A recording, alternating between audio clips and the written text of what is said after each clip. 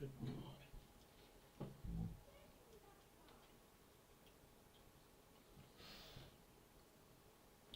Ladies and gentlemen, ladies, welcome to OilersFanReaction. You may have heard a rumor that Ryan Nugent-Hopkins was going to be a game time decision. Well, he's playing. Flu everted. Crisis everted. I love Knobloch and the games he plays.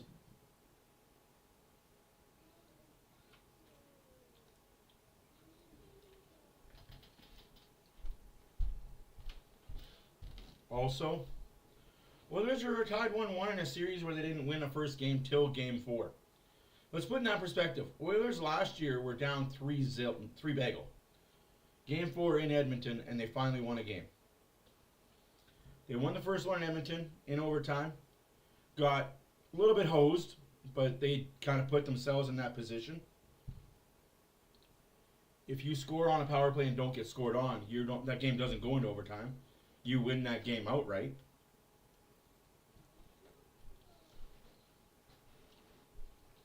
And we're not sitting here talking about too many men on the ice. I love how Ekblad faked an injury, trying to get a whistle. Didn't get a whistle. But that's par for the Florida Panthers.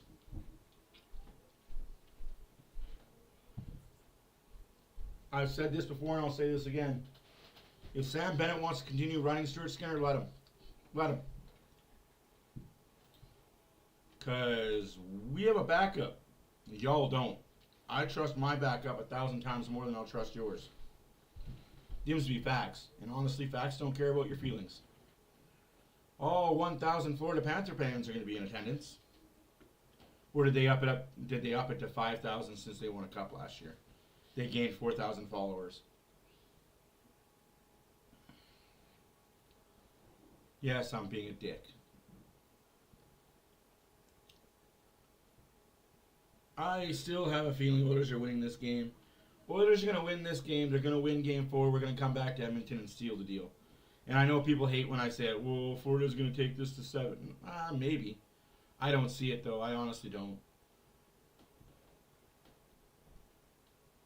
Bobrovsky today looked really tired.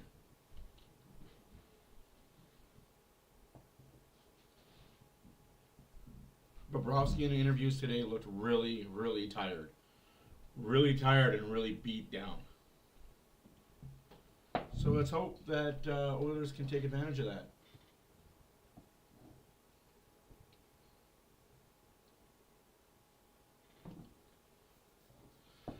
Post-game reaction will be almost immediately following the game tonight. Not quite following, but almost.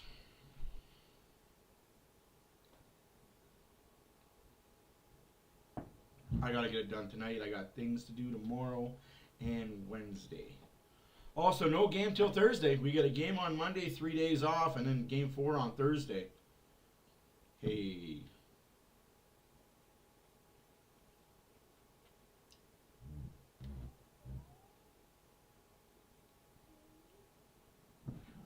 Hopefully you guys are all enjoying your beautiful, beautiful Mondays.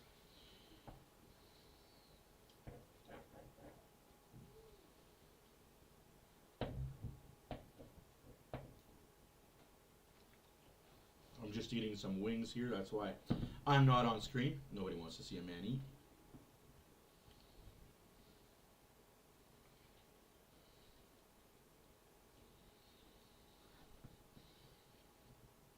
Defensive lines have changed, though. And they've changed for the better, if you ask me. Our second periods, we can't get over our own zone. With these lines, we'll be able to get over our zone easier.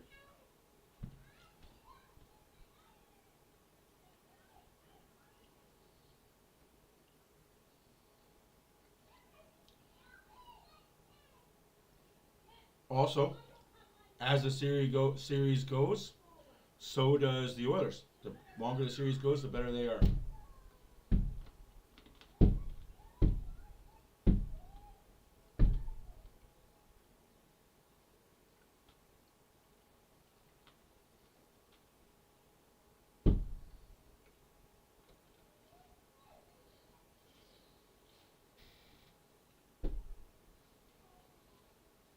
talking about Ekblad. Man, Sportsnet talks way so much and way too much about the opposing team. I kind of want to watch TNT because they're more Oilers-centric than Sportsnet is. But hey. Anyways, guys, looks like you still got like 15 minutes till puck drop. I'll be back then.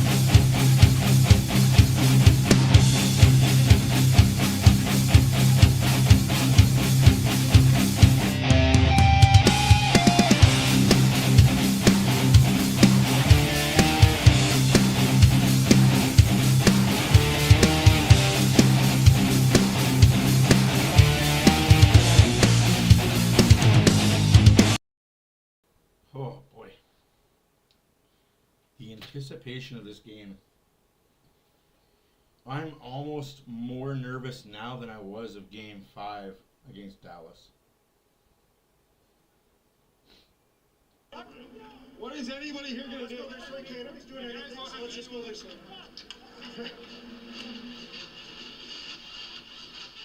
And that's where we continue the story now as we head to David M. Made in Canada. Brought to you by Rogers, Canada's home of hockey. Welcome back, Evander Kane. Evander Kane, who didn't play a single game during the regular season, has shown up for the playoffs. Terrible call.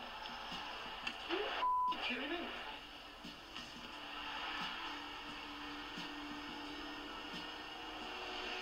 You're soft, eh? Holy finish soft.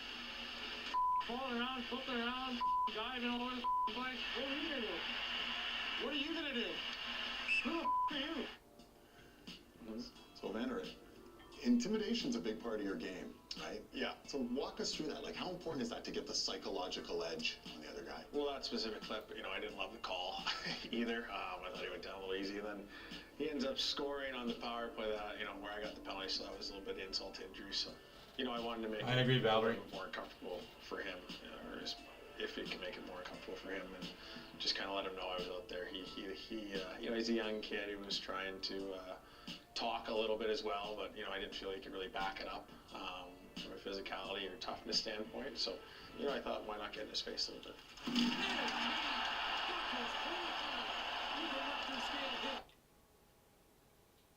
Without Zach there, do you feel a bit more of that burden will fall on your shoulders? The beauty of our team is that we have other guys that have stepped up and can step up and have had long careers and are proven goal scorers that can hopefully contribute in this final. Let's go, boys, eh? Right on the hop. Here's one. Kane. Think about your full journey. 18 years old, break into the league back in 2009, and now possibly going to be a Stanley Cup champ. What would this all mean to you? It'd be unnatural to not think about that, especially when it's this close. At the same time, going back to last year, it gives you a little bit more experience of understanding how to handle this moment mentally. And I think that can probably be said for the majority of the guys in the group that were there last year. Not necessarily about looking too far ahead, but staying in the moment, staying focused, so that, when I'm sitting here talking with you next, you're addressing me as Mr. Stanley Cup champion. Made in Canada. That's awesome. Brought to you by Rogers, Canada's home of hockey. If that doesn't bring a tear to your eye, Mr. Stanley Cup Teams have champion. been tied or within a goal 99.2% of the series. 1-1, Panthers Oilers. Game 3 next. 1-1.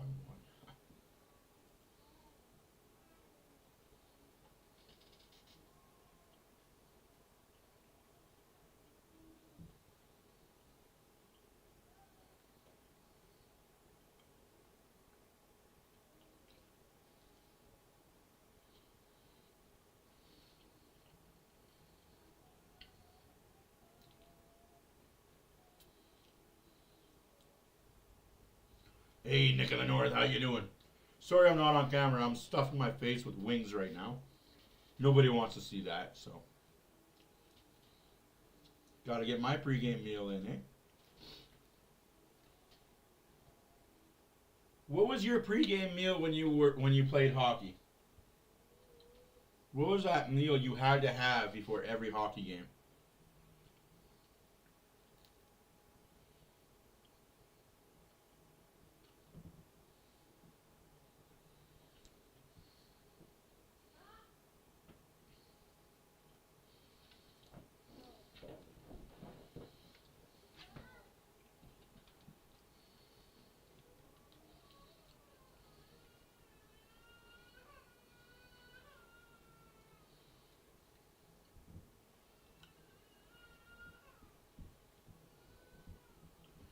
No, sir. No, sir.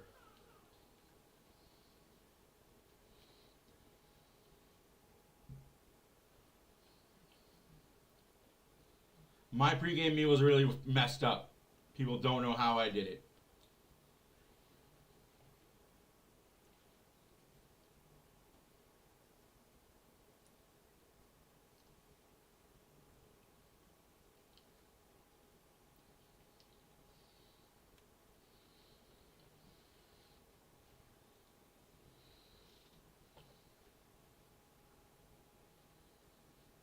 Yeah, I was the exact opposite. I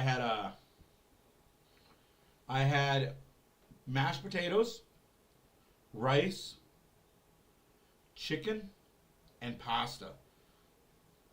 Didn't care what pasta. Could have been spaghetti, could have been linguine, could have been elbow macaroni. It just had to be a pasta. Pasta, chicken, mashed potatoes, and rice.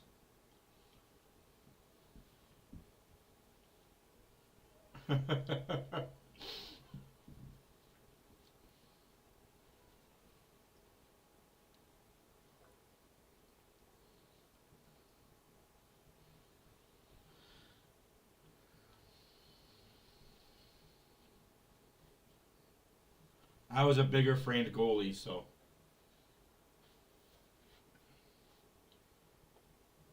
the extra weight didn't bother me at all.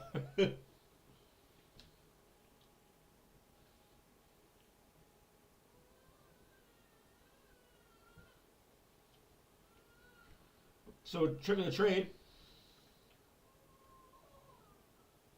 What was your post game? Kind of taught me up. That's stuff that most people don't talk about, right? Like, unless you've actually played in a league at all. What has your post game taught me up to get your electrolytes and your energy back to norm?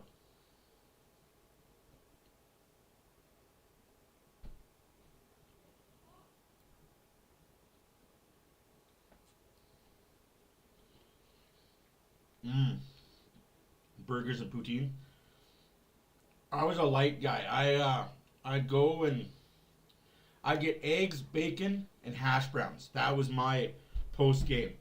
Some eggs, some bacon, some hash browns, some orange juice afterwards. That was my post game. No, I went and got some bacon, eggs, and some hash browns, man. Oh.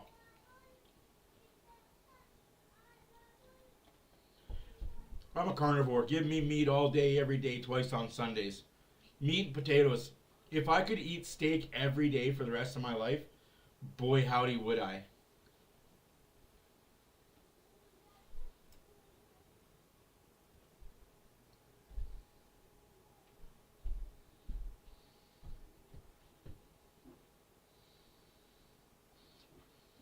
Right? So underrated.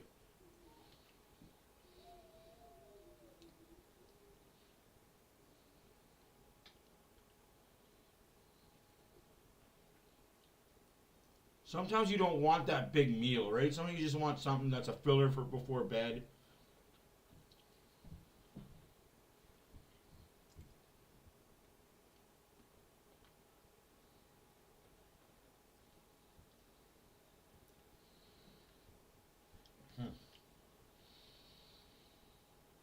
Oh, dude, you're not wrong about that, man.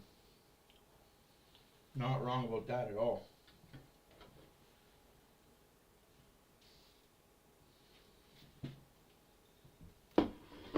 Alright. Jersey going on. White-tailed deer. Yes, police.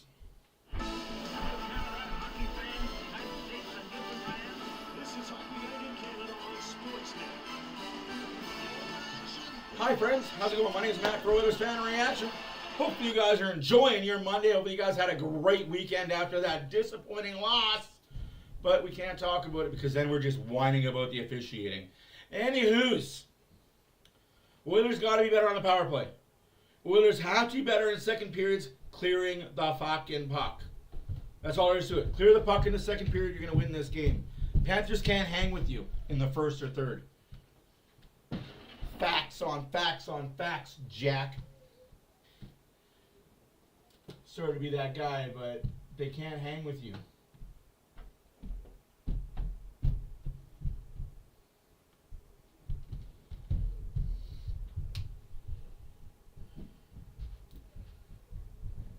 Ooh, that's... How much should you bet and how much will you win? I won my parlay bet. Not bad. Not bad. That's pretty damn good. I won my parlay bet last game. I probably shouldn't have, but I had a feeling, so I did it, and it paid out.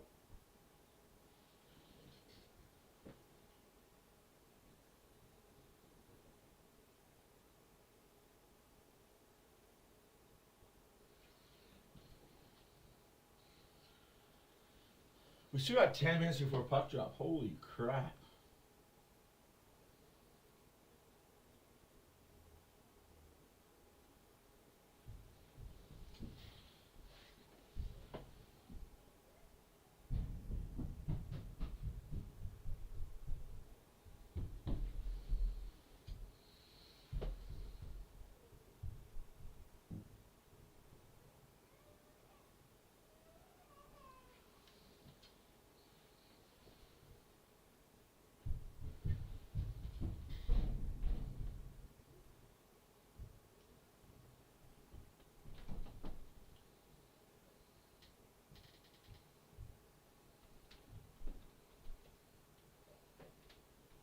Yeah, well, when you got Bouchard out there, he's good for 7 a game.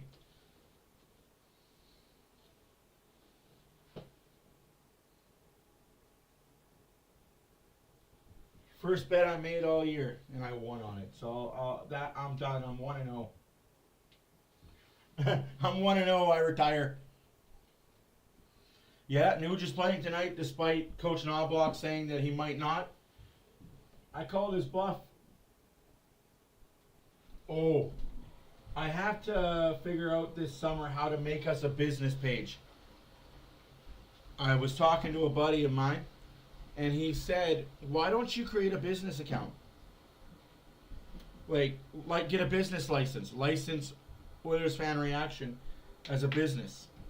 I said, okay. And what is that going to do for me? Good evening, Dan. How are you? He said, well, if you get yourself a business, you could get credentials, media credentials. Just send in an application to get media credentials to all the Oiler games. Every game you have to send in to get credentialed. And if on the off chance they say yes, you can go sit in the media room to watch the games, and you can go go in the locker room with the Oilers. You're not guaranteed going to be ask them a question, but you'll be in the room. So I was like, you know what, fella? You know what, my friend? That sounds like a good idea. So this summer, that's what I'm going to work on. I'm going to work on making OFR a business, getting a business ID, a business license type thing, and we'll go from there. Who knows? Let's make this thing legit.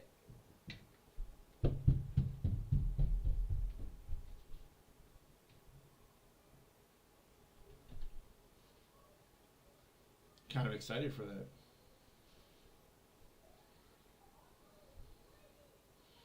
that. Oh, I don't sneak them. I'm not going to be. I without saying too much, I think some people in the organization know that I'm friends with this guy, but no favors. No favors. I have to fill out my media credentials like everybody else. Right? Everyone else that has to fill out media credentials. And this goes for Oil King games and Elks games. Like any sporting event, you have to have credentials. Which I understand. Can't just let any yo-blow off the street come in and...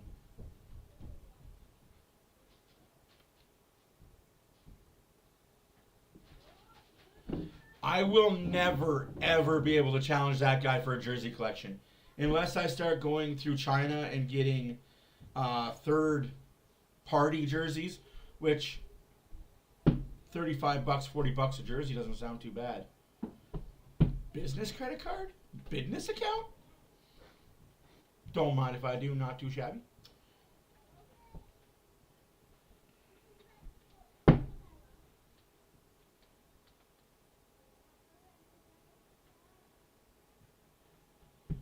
Yeah, no, like I said, it helps. Like it helps that I do have people tell me things. Like, I'm not just pulling rabbits out of the hat and saying, ooh, this would be a fun story to tell. Ooh, this would be cool if I said this. You know, like... You know what? I'm upset with it too, but that's on the Oilers. That's on the Oilers not paying attention to what's going on around them. I mean, too many men missed call. That's a whole nother thing. Ekblad holding another player's stick for a good 30 seconds. That's another thing. But, hey, if that's all we're upset about is a double overtime fluky goal, I'm not worried. Oilers just got to show up and play better in the second period.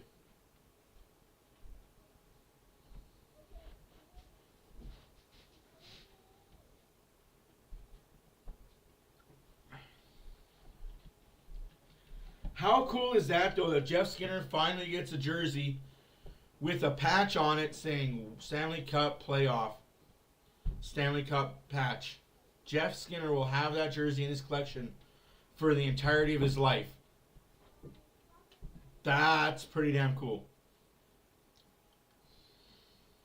I feel bad for the fella that won't play, but sometimes you got to pay the piper. I'm more upset about the shorthanded goal that he scored. The first.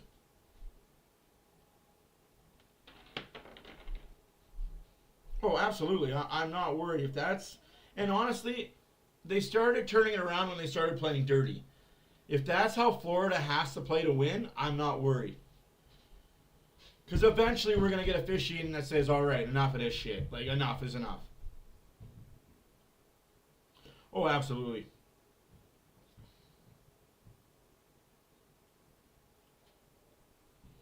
Did you guys see that rumor going around for the Toronto Maple Leafs, the Vegas Golden Knights, and the Carolina Panthers, and why the deal fell through for Marner?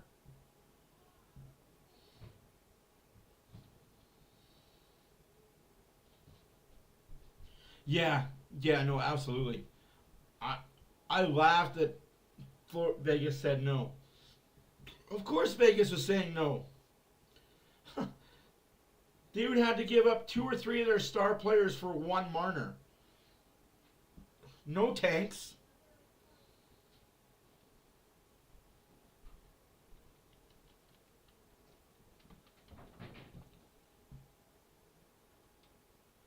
Welcome to Pubic's entrance.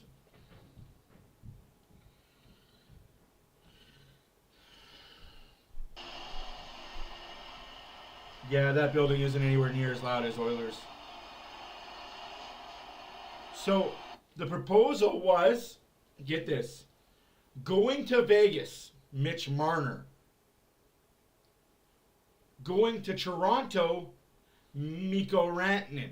Remember, this is when he was in Carolina. Going to Carolina, I can't believe it. I honestly can't believe I'm saying this out loud.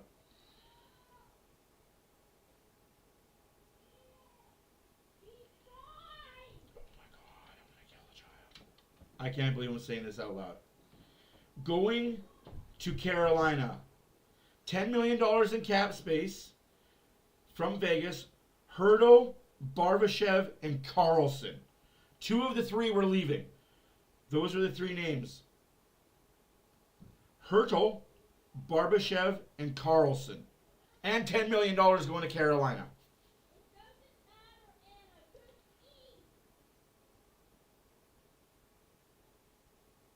Like, for Mitch Marner? Fuck and no. Like, I am glad Vegas said no. They were getting fleeced in that deal.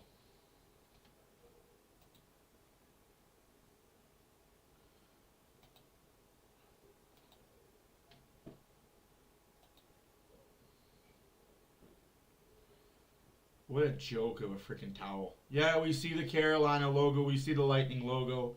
We see the Maple Leaf logo. Yeah, we see it. Don't need to outline it. Fuck.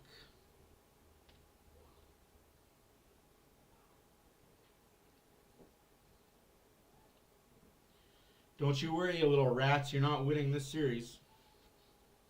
Oh, we gotta talk about it again.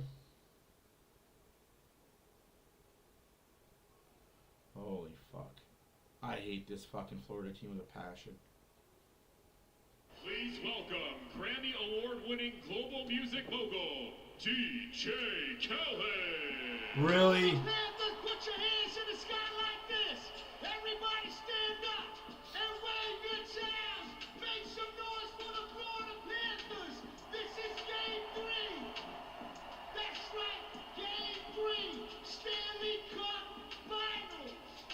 Right now, are you ready for what's about to happen? Make some noise. Wow. And you hear for the Florida Panthers scream! And you hear for the Oilers! Florida Panthers, make some noise! That's right! We about to introduce the Oilers. Let's go! The head coach of the Oilers is Chris Nabla.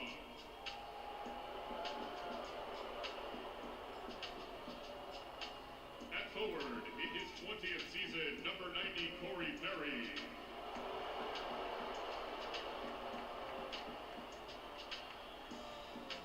At forward, in his 14th season, number 93, Ryan Nugent-Hopkins.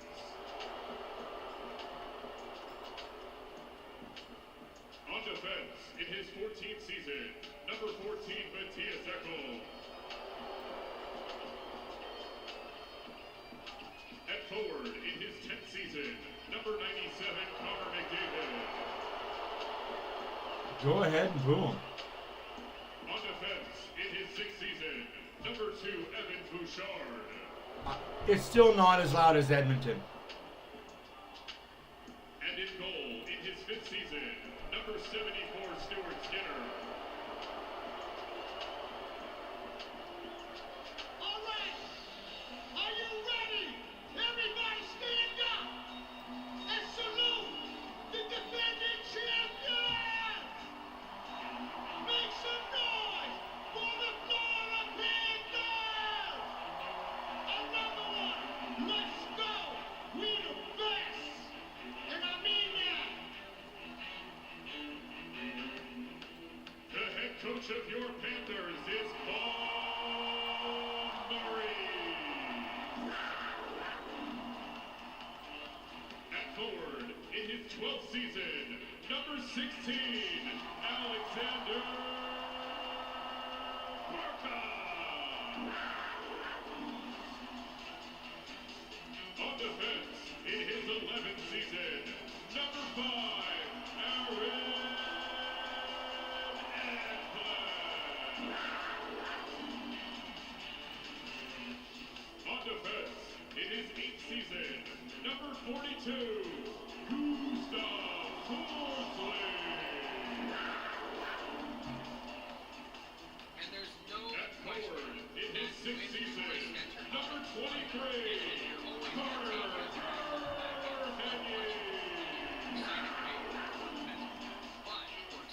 At forward, in his 11th season, number 13,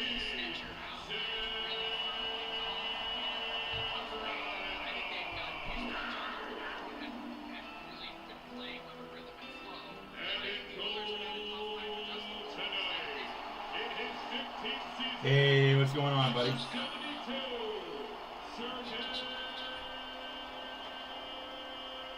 Bobrovsky.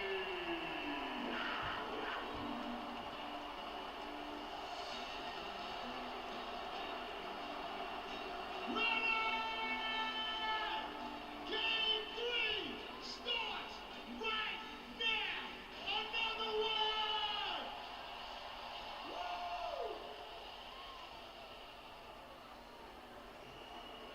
Hey, Jake, how's it going? Turn your attention to the ice and welcome tonight's hero of the Whoa, Moose. they're really 101-year-old stretching this thing out. World War II veteran, Technical Sergeant Sidney Edson, United States Army Air Corps. Thank you for Evening, your Epic. service and dedication to our country. Please rise and remove your caps for the performance of our national anthems. Signed tonight by Florida resident and deaf performer with PXP, John Paul Javier. Here to perform O Canada and the Star Spangled Banner, please welcome John Acosta. He'll cost you, all right. Oh, Canada, our home and native land. Right? I agree, Lubo. I agree. Love in all of us command. With glowing hearts we see thee rise, the true North Star. Oh, they paid him a cool 7,000. A cool $7,000 for him to do that. Oh, Canada, we stand on guard for. Oh, that sucks, Jake. That sucks. God keep our land. How are they doing, by the by? Oh, they're up 2-0. Keep going, Jays. I almost wanted to put a bet on them today, but I pulled my money out. I said, no, one bet, I'm done. I'm done. I'll pull out the money. Cashed out 30. Started out with 10, cashed out 30. Canada, we stand on guard for thee. Woo!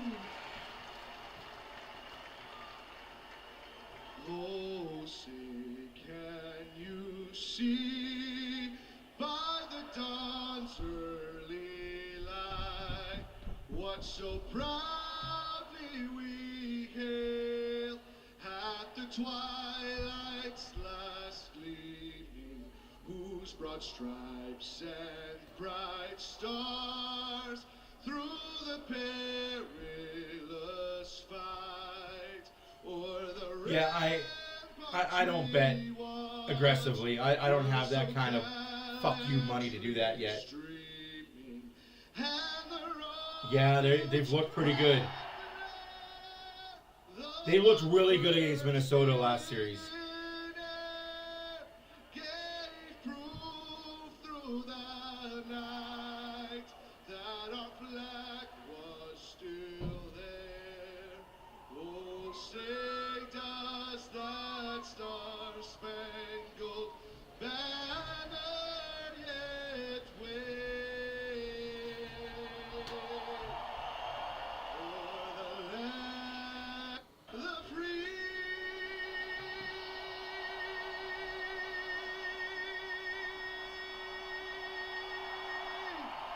He's like, stop. This veteran is like, dude, shut the F up.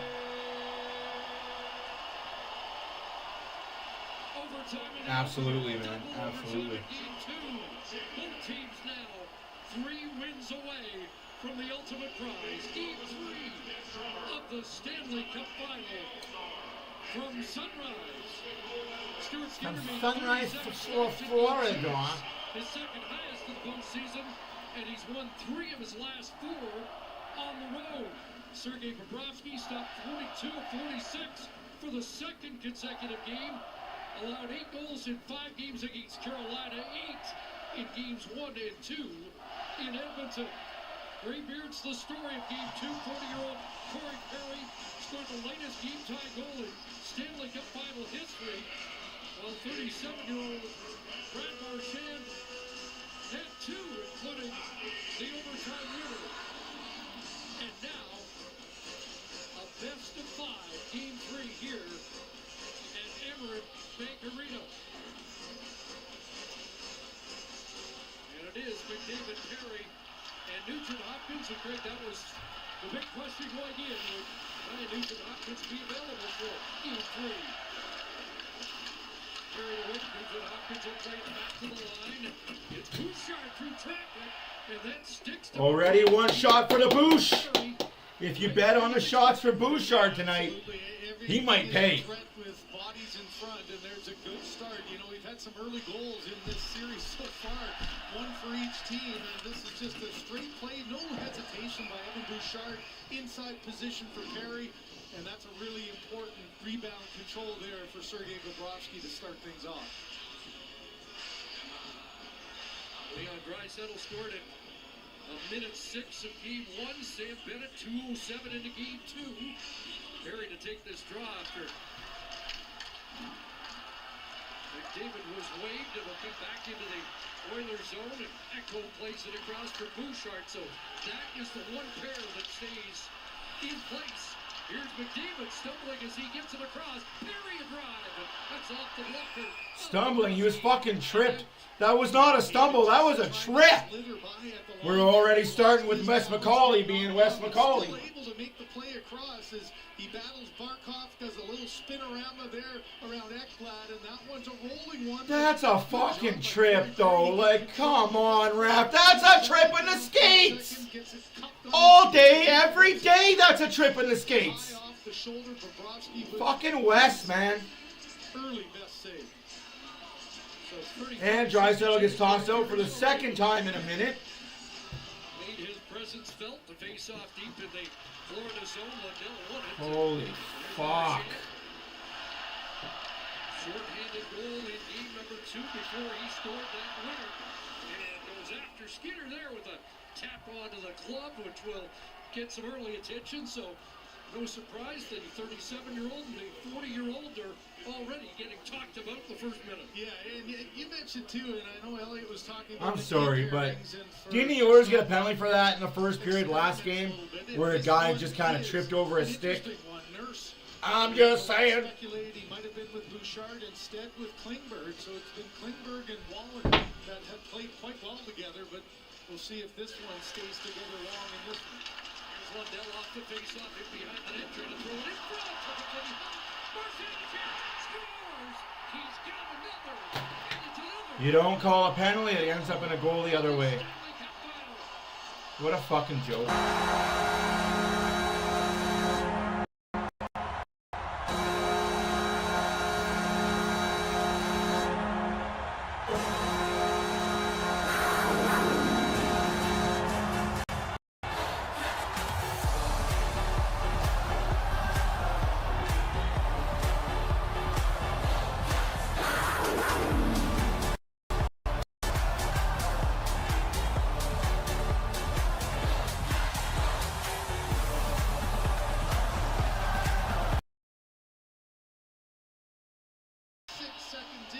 Before the Panthers have a 1-0 lead. So Marchand with his What a fucking joke. season, You miss a penalty and then that goes in. and his 4th of the series already. You miss a fucking penalty and that goes in. On the board in game 3. Well, as advertised there, that's 3 games in a row with the quick starts. You said Fucking butterfly effect, man. No, absolutely, Skinner was out of position. Skinner's got to stay on his fucking feet. But you've got to call that penalty. When McDavid goes down at a fucking blue line, you think he just trips on his own? I think Kachuk's a little rat. I think Kachuk's a little turtle that's going to do nothing this entire series. But that's just me. 25th all-time in Stanley Cup playoff scoring, along with Evac Cournoyer, Ryan Kropp, Bobby Smith, and Peter Forsberg. Quick start, here is the red hot stand, Bennett across, over the line, back to Bennett, broken up at the last second, and Markey back defensively. He's puck in the zone, and it'll be played ahead for Buckholzen, rolling it through, and here come the Oilers now to the attack. And Roller playing that offside, like he had a little trouble handling that. well, how about that? Kulak, too, he pitched to try to keep the play alive. He actually ran into the linesman, and that created an on-man rush the other way for Florida. So a little bit of disaster avoided there. Knocked down at the line, brought back in by Seth Jones offside. You know, you're trying to get yourself back into the game. Your first shift, you want to get a hit. So a good read, an aggressive one here. But look at, there's the pick, and now all of a sudden, you've got the red sweaters going. Marchand, Bennett, and Kachuk. That's it. That's where the list ends. That's where the list ends with me with the dislike content as far as Florida goes. Challenge of getting on the road and getting your legs as the visiting team. There's AJ Greer. I'm just sick and tired of it. Like, call a fucking penalty. If it's a penalty, it's a penalty. Because you know damn well that if that was an Oiler player that tripped Barkov or Bennett or Kachuk or Ekblad or anybody on the Florida team, That hand was going up. Redirected by Greer behind the net for Gadjevich. He's tied up. Greer picks it up. Lays it back to the line. Seth Jones a shot. Off the end board to the side of the net. Chopped in by Gadjevich. And now gets dumped up by Trent Frederick to center. Gadjevich will send it back in on the fourth line for Florida. Heads off. Here's Klingberg ahead. Nice move by McDavid. He'll hit the Florida line. Sends it in. Nugent Hopkins goes after it. Taken away there by Reinhardt. Around for Barkov. Barkov -9 in the last four. That's the worst in a 4-game segment for him in his career. Here's Brady in front. Big total stop by Skinner on that redirect. And now flipped away by Perry. And now he's looking for McDavid. It slides through for Bobrovsky. Back to the line. Echo took a whack at that. It went wide. Pass Perry to Bouchard. And across for Echo. Turns to center. It'll be Bouchard shooting. Floated and held by Bobrovsky. Another example here of Edmonton trying to get to their game quickly, and that's being aggressive. Trying to pinch down to get some offensive zone time on. A deep pitch there by the hash marks, but this one falls through and another opportunity on an odd man rush. And you know the speed of force. No, Marchand's a piece of shit that... There's a reason why Patrice Bergeron and him never got along. And as soon as Bergeron left, he didn't stick around Boston for too long. And Florida with the lead here early in game number 3. And we've got a tripping call, first penalty. Well, the penalties in the first period of games 1 and 2. Game 2, there was. Well, who's the penalty on now? In the first period alone here, it's the Panthers are going to get the first penalty. Lundell. Oh, so that's a trip, but what happened to McDavid wasn't? Holy fuck, Wes McCauley, you're a piece of shit. Sluggish start for the Oilers. They get an opportunity on the what a fucking joke. Chris, I go back to the Dallas. It should have already had an opportunity on power play. This game should be 0-0 still. And that is just an Fucking unsettling stupid stat when you're the opponent. And here, down by 1, this is a really important early power play for Edmonton. So power play goals in 7 consecutive games, 2 for 10 in the series. As Ekblad fires that, it ends up in the Panther bench. Well, you think of just the big timing of power play goals. Obviously, the overtime winner in game 1. And here early on, this is where your leadership group has to say, too, this is an opportunity to settle everything down. A power play goal, as you said, 7 straight games. It's something that just changes the whole. Are they trying to see if this came out, or I'm not sure what the discussion off the Oiler defenseman or not, they've decided it went out on its own, so the faceoff stays in the Florida zone. Wes McCauley, Francis Chiron, Scott Cherry, Trent Knorr are the officials for game 3.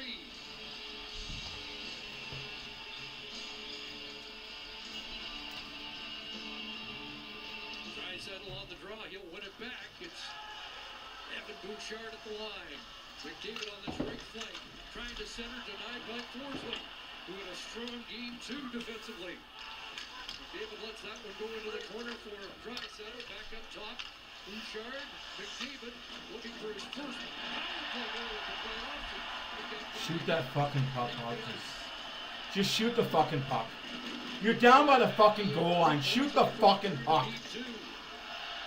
McDavid with speed into the Florida zone.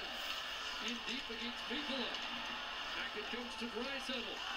Along the boards, trying to shovel it back to Bouchard. Nice move there by Bouchard. Flips it back for Draisaitl. Now it's McDavid. In front of shot right on the rebound. Kick back to Bouchard.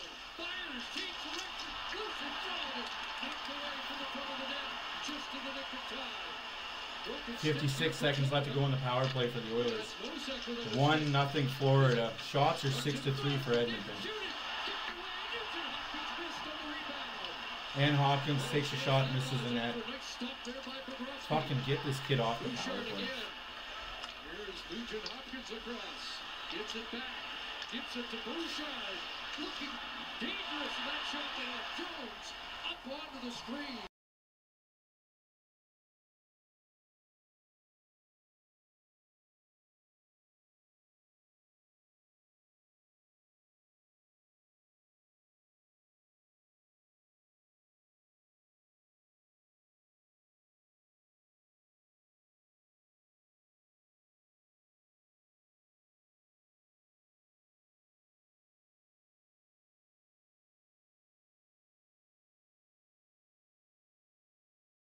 rock I agree, over Big J. Christmas. I agree. Bouchard. I'm so sick and tired of seeing fucking pretty. I'm so sick and tired of seeing fucking pretty. Oilers with 8 shots here before the 5-minute mark. Trying to break through against Bobrovsky. Back to the line it goes. And from the corner, Arvidsson. Berg in front. What a read by Bobrovsky. Taking away the deflection. Bobrovsky's going to get tired if he has to make these athletic saves the entire game. Get it back once again. Challenge there by Marchand. And now a play called. We've got a penalty upcoming, and it's going to go against Evander Kane. Evander Kane's getting a penalty for battling in front of the net. Evander Kane is getting a penalty for battling in front of the fucking net. You can't battle in front of the net anymore? Okay, so every time Sam Bennett stands there and he's pushing and he's cross-checking, I want to see a fucking call. That's your standard. That's your standard. That's your standard. Wes McCauley, that's your standard. I want to see that call every time Sam Bennett does it. Every time now. You set the standard. You absorb them, and that time You set the standard. the other way. So a power play that had a couple of good Put your shirt on, you fucking retard. Some great saves by Sergei Bobrovsky. 9 seconds left in the Lundell penalty. Then the first You set the fucking standard now. Interestingly, 1 for 28 at home. Over 40% on the road. And at 3.6% at home. Bennett's on the road. He'll shoot it into the glove of Stuart Skinner. You're an elite talent. You can visualize greatness. That's the standard, those guys. Now that's the standard that Seth McCauley is set. All in one place. Now he's got to call it all game. You were going to call that in the first 5 minutes of the first period? Call that in the third. Call that in the second. Call that throughout. Fucking joke, Wes McCauley. Get the fuck out of this league. And Nate Schmidt's been hot early in this series with 4 assists. And the Oilers get a quick clear. That's a big face-off there. Fucking Wes McCauley, man. He's out there specifically to try to win that draw on the left side. He's 14:20 left to go in the first period. Shots are 8-4 for the Oilers. 0 for 1 on the power plays, Edmonton. Florida's on a power play. Cross-checking Evander Kane. Way offside, you fucking retards. Can you not hear? You got too many rats in your fucking ears? Chris Knobloch was talking about their Hey, how's it going, Northern? It's really been an up and down kill all year. It started the regular season. Oh, you know what's happening. Epic, you know that's happening. You know damn fucking well that Bennett's going to be able to do that, Marchand's going to be able to do that, and Kachuk's going to do that all game long, and not one arm will go up. Last year, amazingly, they only allowed 4 power play goals the entire playoffs. They're sitting right now at 18 power play goals against here. Up the draw, moved in by Ekblad. Barkov on the edge now. Whipped that across. Pass Reinhardt. Saved by Jones. In behind it, that's Ekblad. Still in deep. Barkov fed it back to the point where he thought Ekblad might have been. Barkov gives it back up. Quick set of passes, and in comes Kachuk. As he gets back in front. And that was redirected wide by Reinhardt backdoor. Here comes a shot. Knocked down in front. Kachuk for Barkov. Ekholm unable to control that. Kachuk got it back. Here's Reinhardt for Jones. Seth Jones. Off the board, back to Ekblad, and now Jones is in deep. Ekblad at the point. Under a half minute left to the power play. Here's a shot from the front on Barkov. Punch Barkov right in the fucking mouth. Little pussy. Glorious chance for Reinhardt. He's been frustrated throughout this early part of the series. Kachuk with a great read, a cross-seam pass, just can't quite connect there. He had half the net as that one. A hard pass through, you got to get a little bit more on that bottom hand. And hasn't scored in 5, only 1 in the last 8. And a miscue there looked like a wide open net, and instead. Thank you for stopping by, Northerns. Thank you for stopping by and saying hi. Hopefully you and the family are doing well.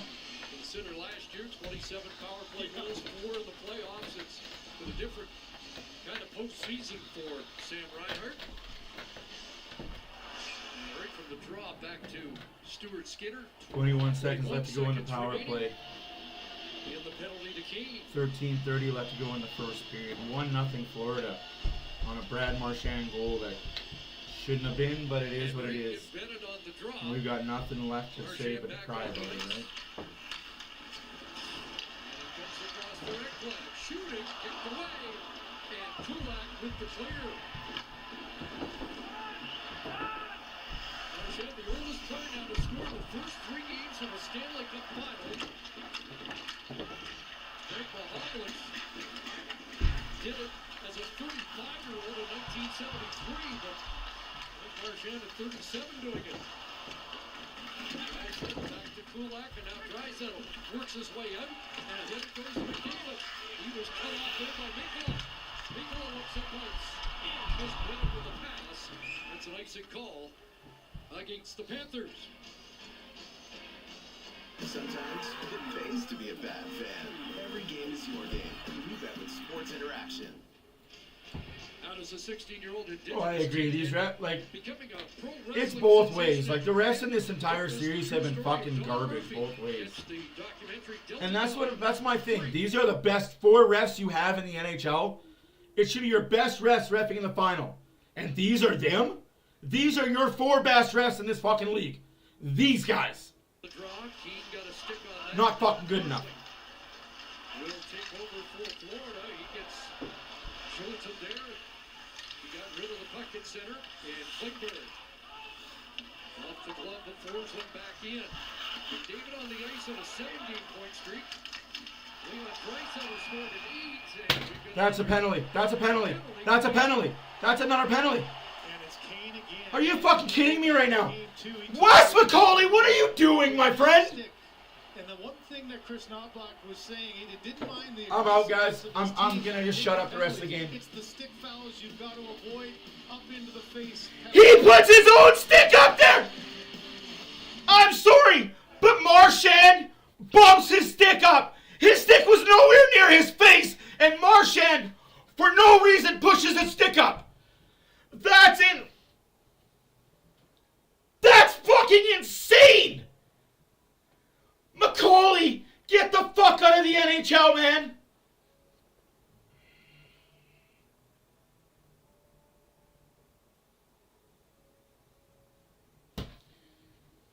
That's not a fucking penalty, man. What a fuck. Get ready for a Florida 7-0 win, guys.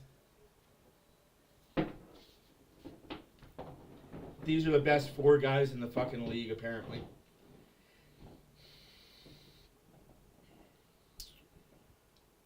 The refs reffing this final are the 4 best officials in the league.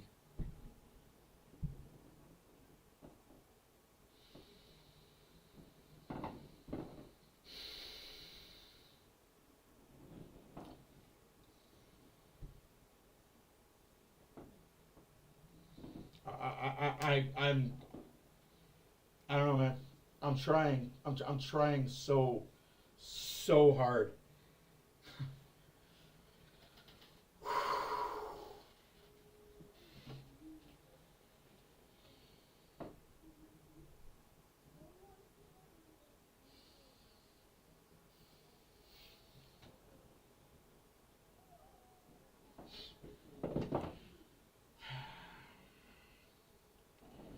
Marchand puts his own stick up into his face, and that's a penalty according to Wes McCauley. With the impact that the veteran has had, not just in this series, but throughout this playoff. He would have been disappointed if it was a second rounder and not the first. As it was scaled up as the Panthers advanced into the 3rd round, and now here Marchand playing an enormous role in the final.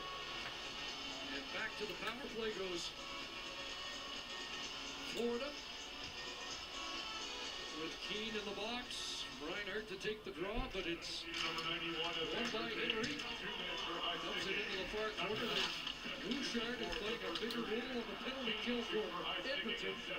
And Nugent Hopkins sends it the length of the ice. Well, how about Adam Henrique? He's 7-0 in the faceoff dot, and it's been in the defensive zone a couple of times on the penalty kill, and there again forcing Fleur to go all the way back after winning that draw. Hard gets it back from Kachuk. The pass denied by Nurse.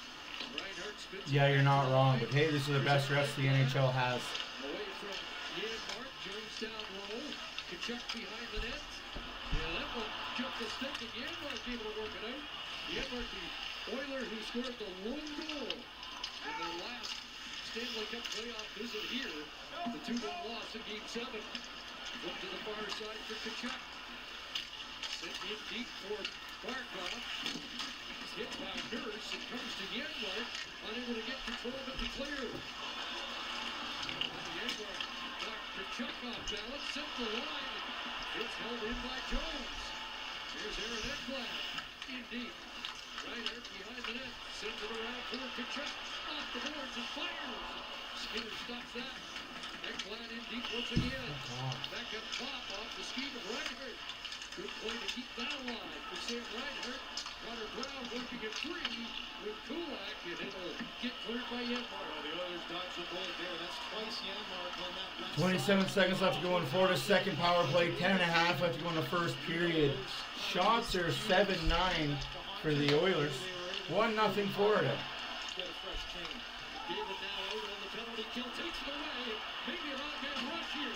Catherine with it. Here's McDavid coming to the middle. So that's not a penalty. Guy gets hooked and held. His name is Connor McDavid. He gets hooked and held. No call. How do you not call? Like, how do you not? I don't know. Broken up by Kapanen. Oilers back at full strength into the zone. You're going to get too many men. And you know what? For the Edmonton Oilers, Too many men! Oh yeah! You call that in the first period, but you won't call that double overtime. Way to go, referee Wes McCauley!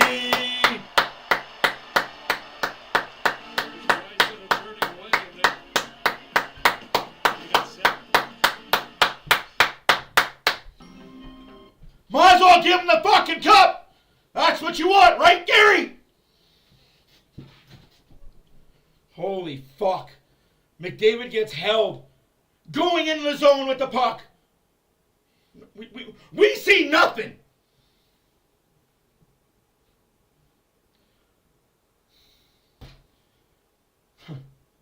The greatest player of this generation cannot fucking skate because he's held, hooked, grabbed onto. But that's okay. Fucking Wes McCauley, man.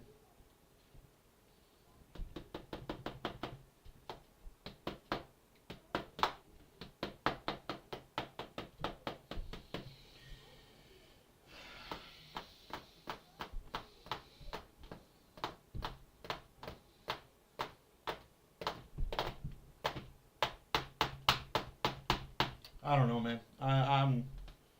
I'm slowly and I'm quickly becoming not a fan of this league. I never thought I'd hear myself say that I don't want to watch NHL hockey anymore.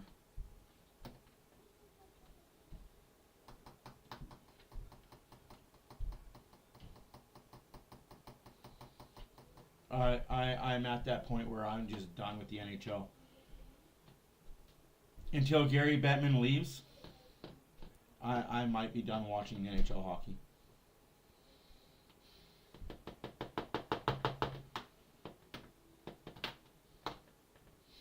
I might be just done watching NHL hockey. Gary has ruined. There's hopes that he's in there for 2 minutes. The Oilers already scored against shorthand. Couple of liners, and now one they had to call for too many minutes. Yeah, right? Didn't have to call that in overtime, though, right? By the way, Anthony Stolarz did the exact same thing in Game 7 to Stuart Skinner. That's where Skinner prepares himself at the line there, and in Game 7, Stolarz stood right where Vanacek did. Try to get into his mind and get away from his preparation. The Oilers penalty killers have been busy here in the first period trying to hold off the Panthers once again. That's out of the reach of Jones and back down into the Florida zone. Quick change to the penalty killers. Out comes Kulak along with Nurse, McDavid, and Kapanen. Back in the corner. Knocked down there by Kulak. Up ahead, Kapanen. Now you have McDavid possibly breaking and another penalty coming up. Well, for 3 straight games now, the first period has just been penalty filled. This is going to be a trip on Aaron Ekblad as he was deep in the corner. What a fucking joke. You had Game 1, 5 The refs have made this series about themselves. For Florida, 1 power play goal for Florida. The refs have made this series about themselves. That's not a trip. Like, I'm an Oiler fan, and that's not a trip. That's not a penalty against Ekblad. That's just not. It's just not. Oilers will have 35, maybe 40 seconds left for a power play, but that's not a call you got to make. These refs have made this series all about themselves.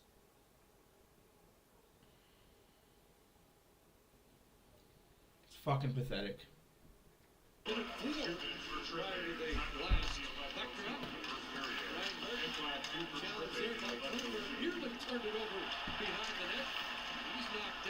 You're not wrong.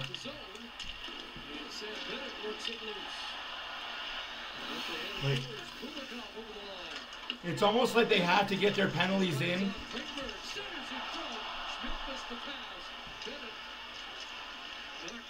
So that was a cross check. Where's that call? That was a cross check. Where's that call?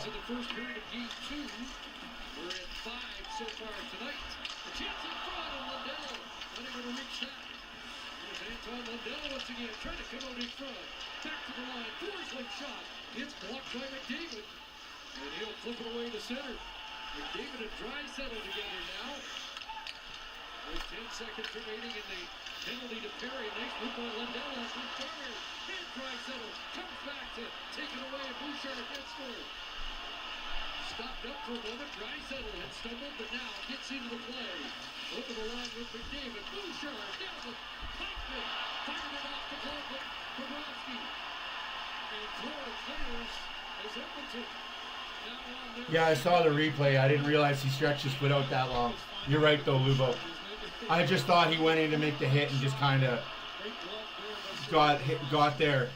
Bouchard with 4 shots already. It's inside of the cage. It's Jones with the clear. How the hell are the Oilers supposed to get organized when you can't even fucking do anything in the zone? Game 2, 8 shots, another 14 attempts, and he's been all over it here in the first period. Now McDavid's in. Stopped up. Klingberg follows. Knocked away by Jones. Goes back home. Bouchard's actually 5 shots now. He's had more shots and shot attempts in the first 2 of this series. No goal on that power play. No shots on the power play either. The Dallas series combined. First, pounded there by Lundell first. Fired around the other side. Riegel in there. Lundell behind the net. Gadjevich goes to the front. There's Anton Lundell dribbling away from the end mark. The center pass, and it's batted wide of the net. And now Florida back at full strength. So Edmonton an abbreviated power play 0 for 2 with the man advantage. Both power plays are abbreviated, dude. Back in. Draisaitl hit by Bennett. Sam Bennett centers it. It bounces back towards Draisaitl. Up ahead, Bud Colson. At the red line. Sam Bennett just hooked and high stick Draisaitl. Hooked and high stick. No call there, right, Wes McCauley? Fucking sick of this bullshit. The check behind the net, bumping there with Roman and coming up with a good throw. Blocked by Kulak. A chance for Evan Rodriguez. So sick of this fucking shit bag. Sam Bennett's fucking golden boy. Evander Kane hits the crossbar. Boy, after pressure in the offensive zone, a bouncing puck came. I'm just so done of these officials, man. You call what you've called already 7 penalties in the first period, and then you put your whistles away in the third. Just so fucking. Oh.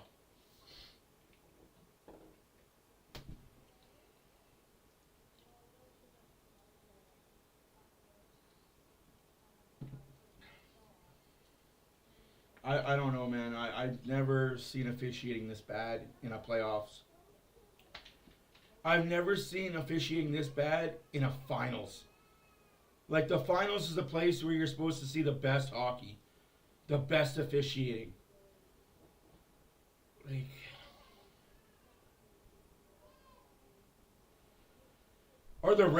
Is the reffing union in dispute right now with the NHL? Is there going to be a reffing lockout next year? That's why they're fucking trying to dick everybody over right now?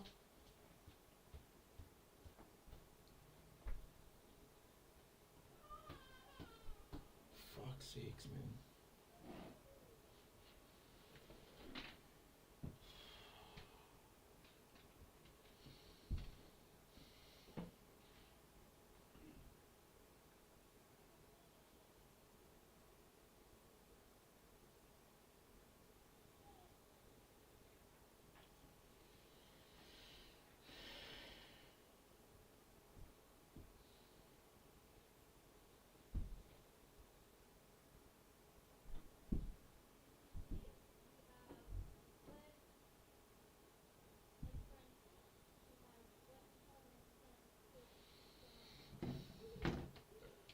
So much is made about his calmness and his patience, but he's had that mindset of getting everything he can to the net right from his very first shift, and he has been so far the most. Nick, if I could find it, I would. In period number 1. If I could find where I put it, I'd be wearing it underneath this jersey. Face-off win, Connor Brown looking to center. They check to the far side. Brown got clipped with a high stick, and another penalty. And Edmonton's going to get a third power play in this opening. Oh, Sam Bennett does get penalties called against him. To see if he's cut it Holy fuck. I think it's just going to be a 2-minute penalty, but you know, you only get so many opportunities. If you look at games 1 and 2, the penalty parade slowed down after the first. Just an errant stick there by Bennett, got it around the shoulders as he was sliding by, and no question, right off the visor. So a power play chance here 6 again. power plays in the first period already. Remember, what a last fucking one, it joke. was Kane that took the penalty in the middle of it. So looking for the equalizer, the face-off won by the Panthers, and they get a quick clear. The usual suspects are up. McDavid, Draisaitl, Nugent Hopkins, Perry, and Bouchard. Reinhardt out there in the penalty kill, and here's McDavid trying to break through. Barkov also out there for Florida. Draisaitl along the boards, back to Bouchard and across. Nugent Hopkins for McDavid. Perry parked in front of the net. Back across for Bouchard, dropping his stick to Barkov. McDavid fires. Loose in front of the net. They can't find it at the top of the crease. With Bobrovsky down, here is Draisaitl. Trapped there by Reinhardt. Hooks it back to Bouchard. 1 minute left to go in the power play, 4.5 minutes left to go in the first period. 1-0 Florida, 11 Oilers shots. Oilers' third power play. Florida's already had 3 power plays. Both teams are over. Opened up a little for a moment, and now Bouchard again, and hooks off the stick to Barkov. McDavid off the boards. Heat check by Barkov. Kept it alive though. Corey Perry from the corner. Going to work his way. But couldn't get it in front for Draisaitl. Back to Bouchard. Just over a half minute left here in this third. Edmonton power play. Ricochet in front. Perry looking for it. Can't come up with it. McDavid recovers. Back to the line. Draisaitl. And Bouchard. Blast off Reinhardt into the corner. Back to Bouchard once again. McDavid centering now. The stick with Forsman to the line, but not out. Tipped in by Edmonton. Here's McDavid again. And pass it. Just way too fucking passy. And Sam Bennett goes We've in. reverted to the regular season power play of pass it to the net. On the third power play. Gus Forsling stick there created that turnover. That one was destined again for Leon Draisaitl for the one-timer. Great stick from the penalty kill there. Couple of close calls. Perry's been battling in out front of the net, trying to get a little bit of a tip or a rebound. And here in front, he gets good positioning on Forsling, tries to get and mirror this shot, and then keeps it alive. And you can see Ryan Nugent Hopkins couldn't get on that one. And then again to the front of the net. One whack at it, can't get the stick free from Forsling to get to that second chance. So the Oilers now 3 for 27 on the road in the postseason. Here's the check from the sharp angle high on Skinner. And it's batted back down into the Florida zone. Jones beats there by Keane. Keane forces the turnover. Henrik in front. That missed. Anderson is bumped into Bobrovsky. And the parade of the penalty blocks will continue. Goaltender interference. And as they try to get to Arvidsson, Evander Kane steps in. Arvidsson gets tripped. Arvidsson's going in to make a play, and he gets tripped into Bobrovsky. Falls over. Bobrovsky falls over. Power play, Florida! But guess what? You're allowed to do that to Skinner, though. You can run Skinner all fucking day if you want, if you're number 9. Not if you're anybody on the Oilers, though. Fucking joke. For the 4th time in the first period, the Florida Panthers are going to the power play. Fuck. Holy Bobrovsky. Holy. Get you some fucking somersaults there, bud. Put you on the Russian dive team. You fuck. 2 minutes for embellishment.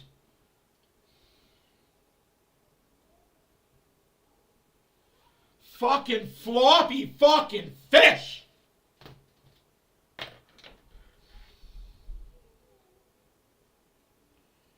Fucking Jesus, man.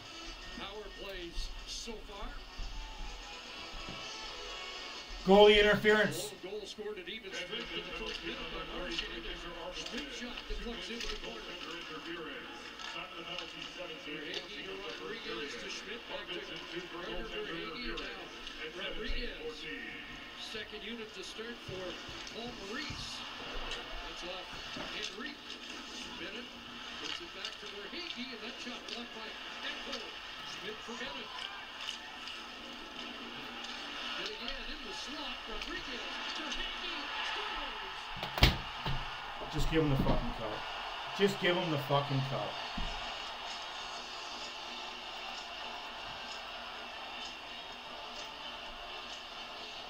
Florida breaks through in the power play.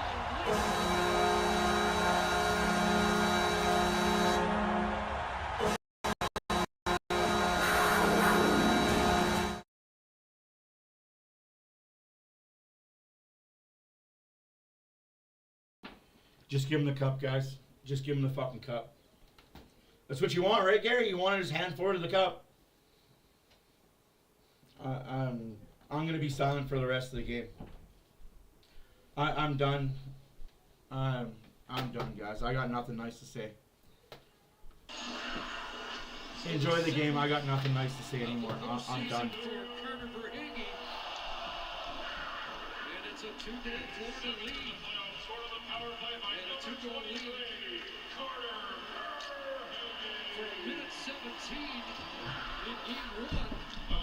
Most of this series has been played either tied or with one or the other team leading by 1. But the Panthers have a cushion right now in the late stages of the opening period. And offside called at the Florida line. Well, Verhage has such a penchant for scoring big goals. And, Shut the fuck this up. one here, as Like, said, shut the fuck up. What a fucking joke. Guys have tension for scoring big goals. Well, yeah, when your team gets fucking 4 power plays a period. What a fucking joke.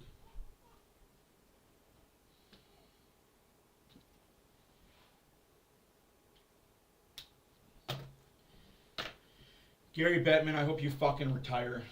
And you, as soon as you retire, you find out your heart just explodes. I don't wish ill on anybody, but Gary Bettman is one guy I want fucking not alive so bad. Piece of fucking shit. Frederick ahead. But pulls him through center. Oilers have... Joe, don't come in here with that shit, man. Put a more positive spin on this first period of play. Don't come in here with that shit. Honestly, like, just don't. Into the zone. Big shot. Missed the target. Behind the net. That gives Schmidt. There's still lots of game left, man. Like, there's still fucking 40 minutes left to go on a 60-minute hockey game. You're in the first period. Now Florida gets control. Well, I'd get control too if I was interfering with somebody. For the visitors. Marchand, who opened the scoring to the line. They say that did come out. Back in. Off Keane. Small achievable goals.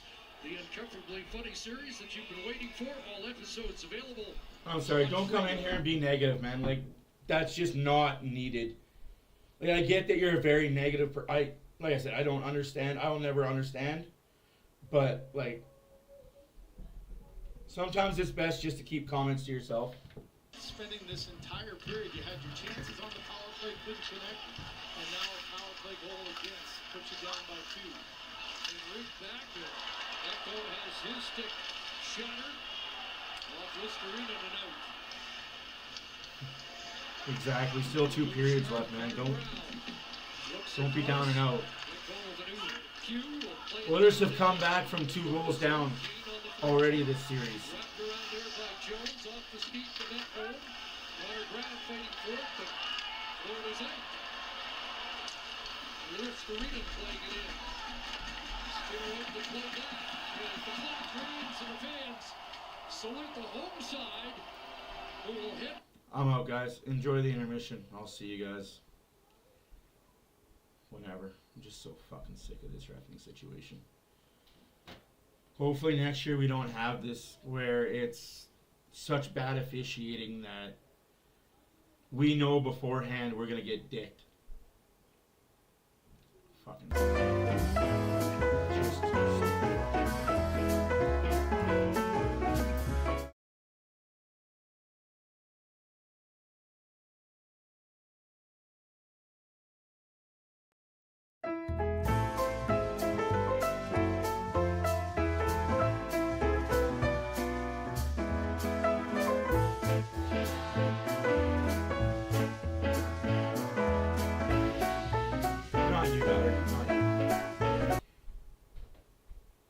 Not you at all.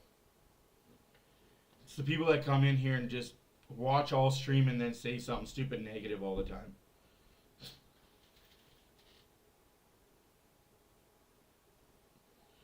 Don't take things personally, man. Like, you just don't. There's no need to be so negative, man. Like, it's 2 periods left. I get that it's not the start the Oilers want. I get that.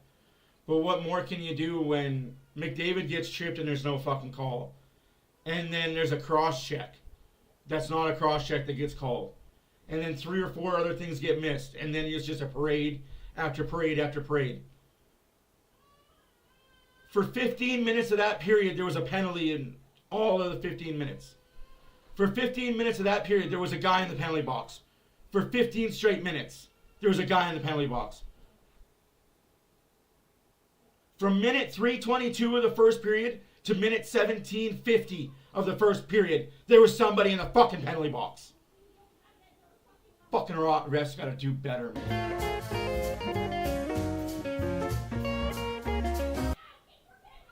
Because you know, come third period, there's gonna be no calls that should be called.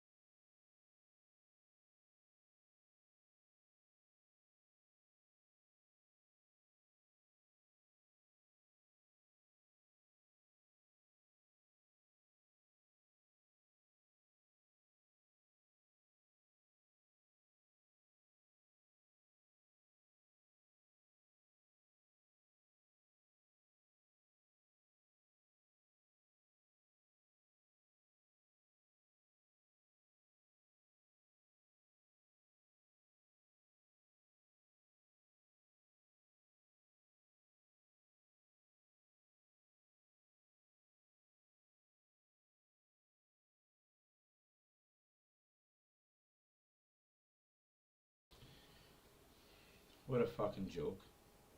Sorry, guys. I'm just not here anymore. Slash hook no call. Slash hook no call.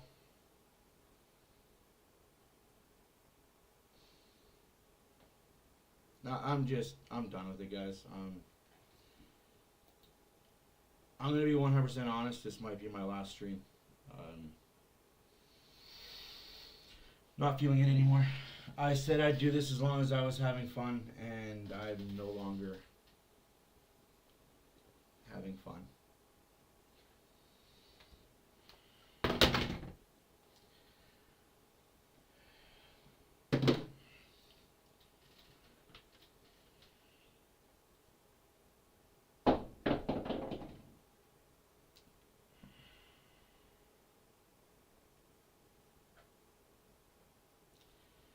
Yeah, I apologize to you guys. I'm not feeling it anymore.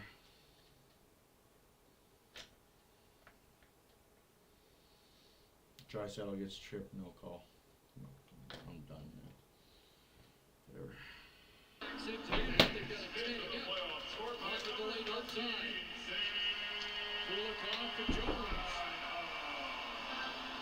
Flipped up to center, looking for Kachuk. Kulak all over him, and it bounces back to Wallman. Wallman out at center ice, reaching for that. Is Nugent Hopkins. Bring it down, a neat pass for Perry. They try and come out in front. McDavid centering pass for Wallman doesn't reach him. And Kachuk comes up with it for Florida. Aaron Ekblad to center ice and into the Edmonton zone. Kachuk down that right side. He's checked on the play by Nugent Hopkins. Fired up by Kulak.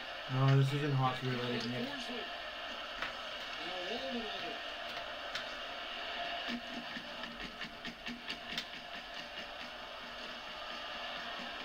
I wish all of this was hockey related, but it's not. So I'll just leave it at that. And here is Brown working his way down the ice into the Florida zone. Next move on Kulikov. On Mikula. At the line, that one doesn't get through. And Jesuit sends it to the line and out. There's on to the right wing. Brown pumps it back in. Mikula there, hit by Henry. Oilers sealed the board, so they'll try the near side. Nate Schmidt's got it. Here's Schmidt off the boards to the Edmonton line. Played deeper by Greer. Bruce there. Tied up by Greer. That hit the official. Hit the official for the second time in 5 minutes and bounces in front of the Oilers' net. Get the fuck out of the way, man. Another contact to the official that almost had another goal. Like, what are you fucking doing here, man? Wes McCauley, maybe it's time to call it a fucking career. No, I told everybody in my life. I told everybody in my personal life when I stopped having fun was the day I'll stop doing this. I've been forcing this for a while, so. Fires it in to interchange. 4-2, Florida's outscored the Oilers in the second period so far in this series. Edmonton gets back into his own zone. 1-1 here in the second period tonight, and 3-1 in the game. Along the boards, Mark Olsen looking for it, Edmonton. And Draisaitl, but over the puck goes to Arena to the red line of it in. There's Lindor. Up the hit, trying to hit Draisaitl. Good step there by Arena. And he'll take over. Back ahead for Marchand. Skinner out of the net to knock it away. Oh, I agree. These are the great times. Draisaitl's on the move. And pulls it with him. He'll drop it off to Clifford. And pulls him, take it down. Unfortunately. Down at the line. Held in, but down break. Listerina puts it ahead. Sam Bennett. Another non-call. Another non-call. Another non-call results in a goal for Florida. I don't know, man. I wish I could tell you things get better, but I have. Oh well, fuck it. I don't care.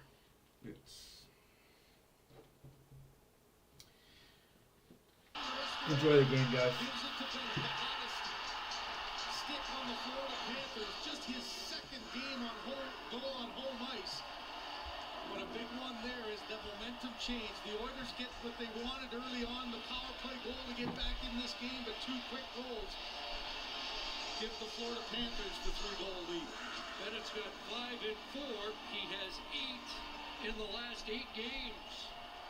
And it's a 3-goal lead for Florida, the biggest lead of the series. Comes in game 3.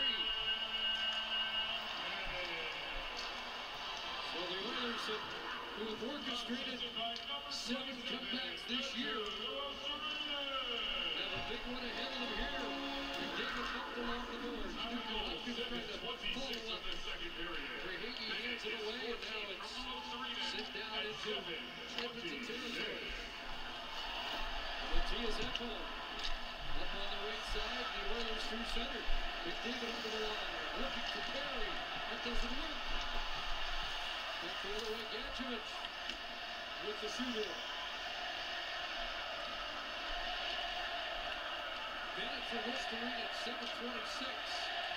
The time of the 4th Florida goal.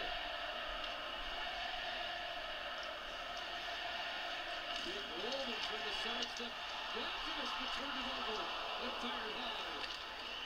Chipped away by Henrique. Sent back in by Gadjevich. Skinner playing it to Roman. And Henrique at center. Bounce it down past the Florida goal. Put high in the air, and it ends up out of play. Just shy of 9 minutes. Here in the second period, Reinhart and Bennett, the goal scorers for Florida. All right, friends, it is the final round. Zippers, goggles, bottles. This country's ready to pop. At Reliance, we're proud of our 150,000 5-star reviews. We offer fast next-day installations, flexible payment options, and back our work with a lifetime repairs and maintenance guarantee for all your heating, cooling, plumbing, and water needs. All on Reliance. Search spy movies. Rogers Xfinity is here with the next generation of streaming. Now Keanu can spend more time watching all his TV. Yes! Come on, come on, come on, come on, come on, come on! All his streams. What? You're so cute. Even the shows Keanu can't help but love. My list. The best entertainment experience is here with Rogers Xfinity. The Edmonton Oilers Community Foundation 50-50, presented by Rogers, is back and bigger than ever. The largest 50-50 in sports offers early bird draws, bonus raffles, and a main jackpot, which is growing by the second. With over $100 million invested across oil country, your support directly helps kids, families, and communities in need. Don't wait. Get your tickets right now at EdmontonOilers.com and help make oil country a better place. The most absorbing performance brought to you by Sponge Towels. Nothing absorbs like it.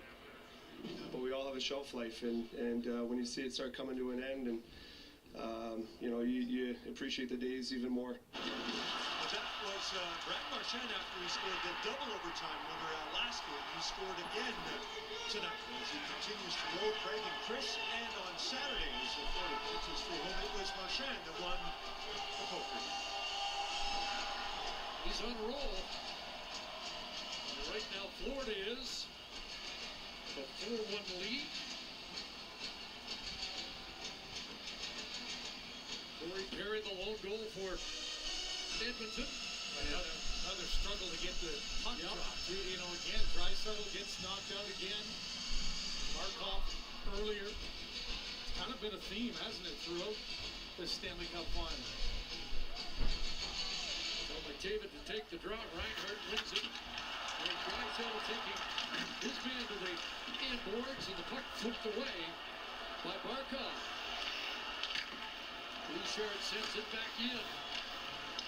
Ekblad with the alley-oop to center for Hagee. That hit Bouchard, ricocheted back out. They got a tag up on the delayed offside. Quick change for Florida as McDavid goes to work and gets hit by Ekblad. Goes careening into the boards. He's back the other way. Forsberg across. Back for Forsberg. Off Stuart Skinner. Ekblad just got enough of McDavid to send him off balance. Marchand behind the net. Trying to come out in front, and Perry takes that away. Up ahead Sorry, it goes guys. to Nugent Hopkins. This has nothing to do with streamer, you guys. Back to Nugent Hopkins. It's just shit timing. Here's Klingberg, a shot. Brown couldn't reach that for a redirect. It's shit timing is all. Up along the board, Marchand lost it. It bounces in front. Nugent Hopkins could come up with it, but it's dropped up by Lundell, who had lost his stick. Evander Kane sends it back in, and that'll be held by Bobrovsky. Seriously, now this is you guys. Well, there aren't many times where you're going to find Connor McDavid and get him in your sights. I'm not giving up on this game. It's just I've seen enough to know that when the fix is in, the fix is in. The only thing we as Oilers fans can do is say that they got to come out better for Game 4. That's legitimately the only thing that we can do.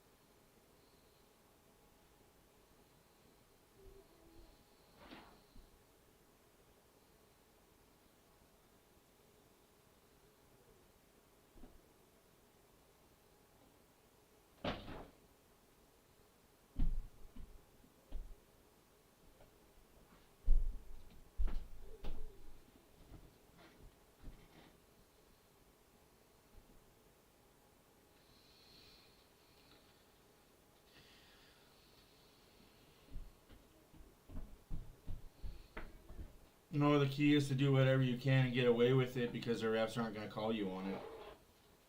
That's what the key is. Just continue to be Florida Panthers.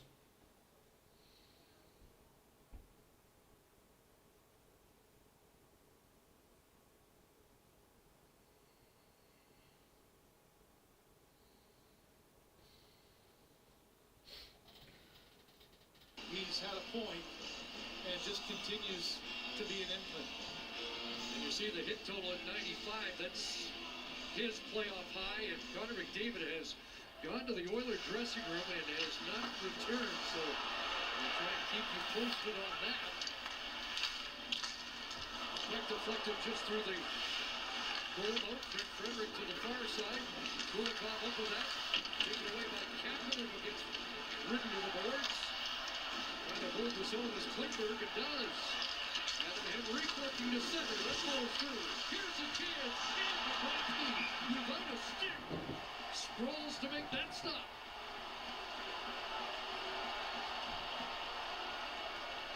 Well, if you're looking for Edmonton to get a little spark, you just had your captain get a hard hit, went down to the dressing room, now is back. But you need your depth to come through. You know, everybody's got to contribute. Everybody's got to pull on the rope. This is a great shift that build off of. Puck pops out to Darnell Nurse, and you're right. The stick of Bobrovsky kind of lost it at the last second, but he timed his ability to come across.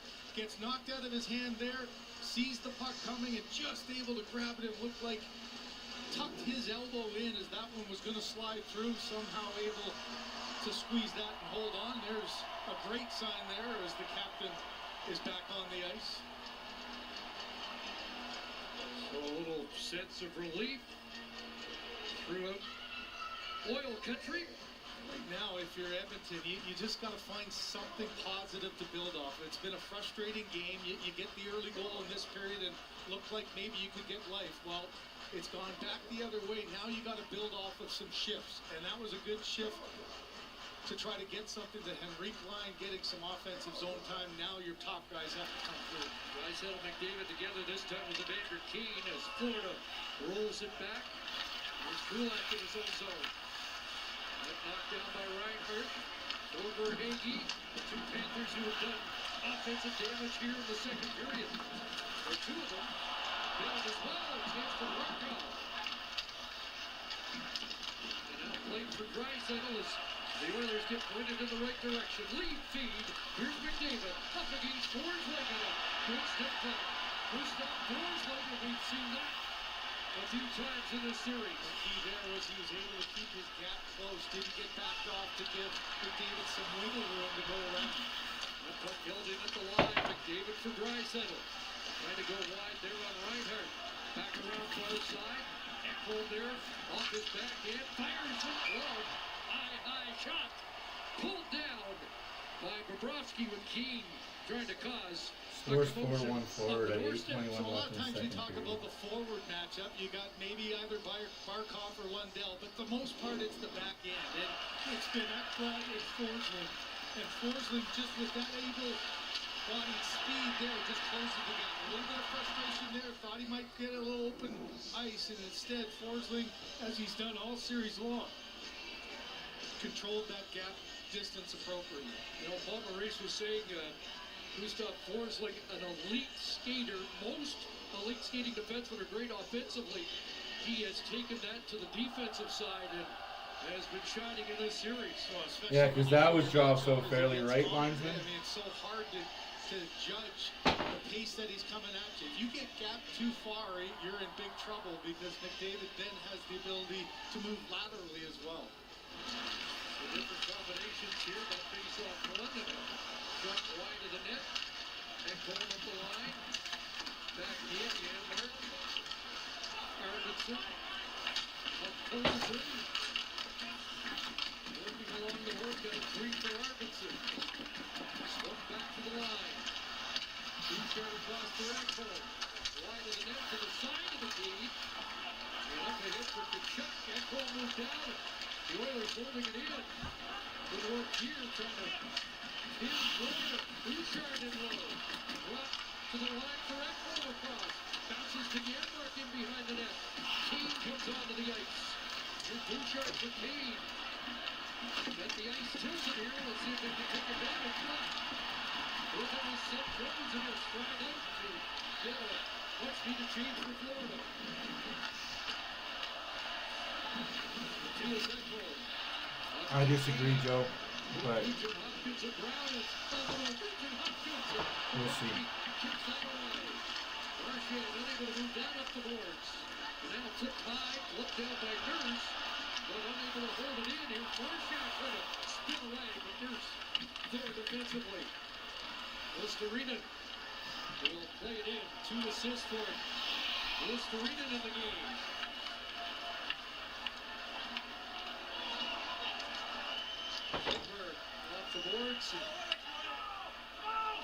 This is, Grandma, this is what a decade of darkness, and then thinking that because we have McDavid, everything, we should just be handed things.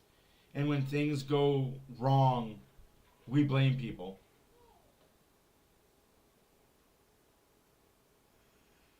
It sucks, buddy.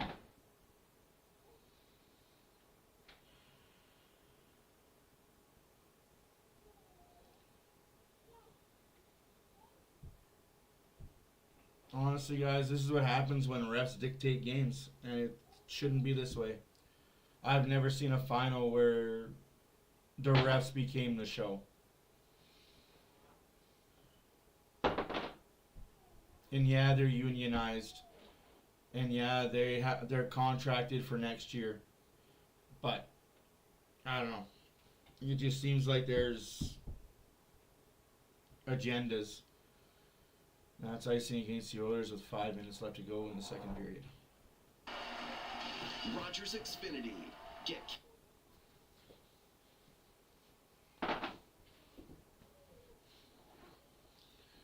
Packed international basketball. A new NBA documentary explores how a change in policy made Canada into a global basketball powerhouse. Watch Inbound for free on CBC Gym.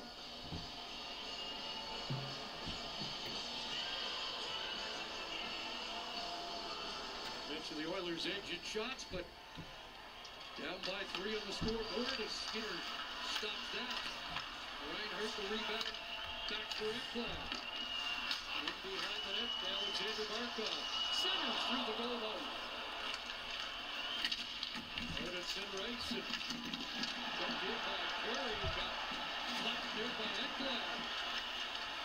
Perry a little slow to get up. As Florida charges back. That one comes across. Barkov knocked that down. Verhaeghe trying to get it back to Barkov. Knocked away from Barkov and gets it back. Forsley. Verhaeghe. Turn out of the corner against McDavid.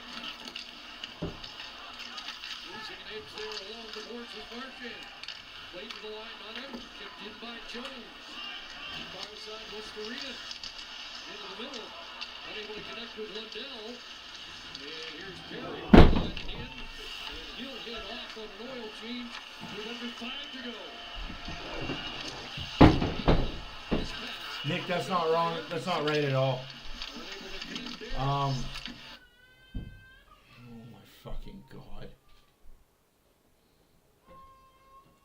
That's not right at all, Nick. We didn't follow the Pittsburgh-Chicago mold. Because Pittsburgh-Chicago did it when they got generational talent after generational talent after generational talent. The Oilers sucked when there was no big draft picks coming through. Pittsburgh sucked to get Malkin, who was a stud in Russia, Fleury, who was a stud goalie, and Crosby, who was a stud player and a generational talent. That's what made it work for Pittsburgh. What made it work for Chicago was just, again, stud players. It didn't work for the Oilers because there was no stud players to go with McDavid. And let's be honest, we haven't failed since we got McDavid. We've missed the playoff 1 year out of 9 that we've had McDavid. So I'm not saying that's a failure. So I'm kind of like, I disagree with that statement. It's also harder to play in this day's NHL for a Canadian team because you have so many things go against you out the jump. You got to pay more.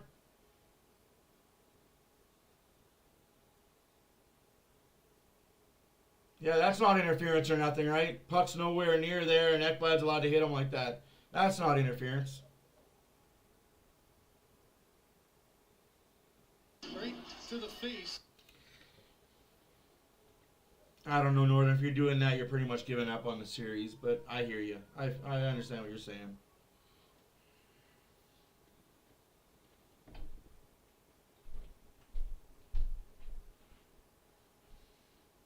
No, you're not wrong. You're not wrong. Players have fucked the Oilers over. There's certain players that have fucked the Oilers over. You can say what you want, but there's certain players that have fucked the Oilers over. Whether accidental or on purpose. But there are players that fucked the Oilers over. They fucked the Oilers' growth and the Oilers doing good for years. I'll go get Rose because I can't do this.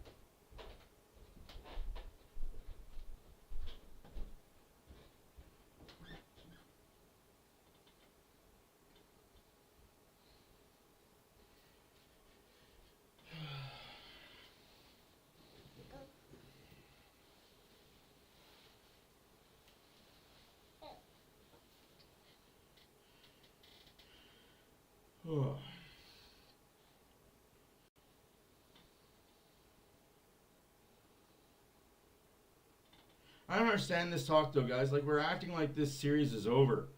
We're acting like this is gonna have Florida go up 3-0. Like,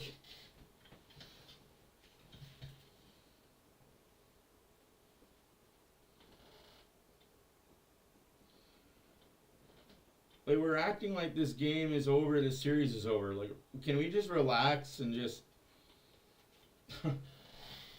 just relax, guys? It's a hockey game. Bobrovsky, don't allow him to get comfortable and get on a run. To get one here before the end of the period, just focus on what has to be your best period, the third.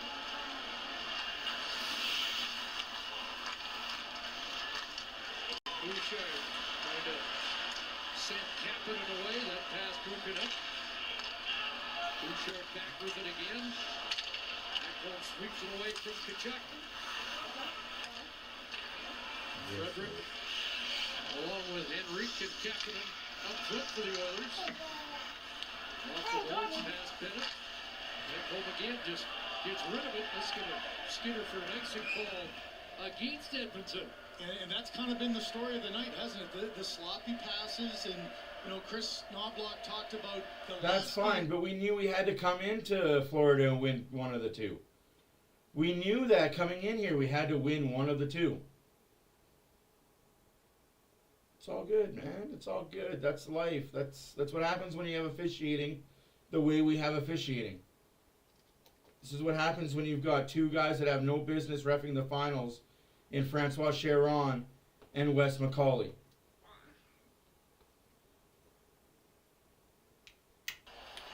Kapanen after the whistle.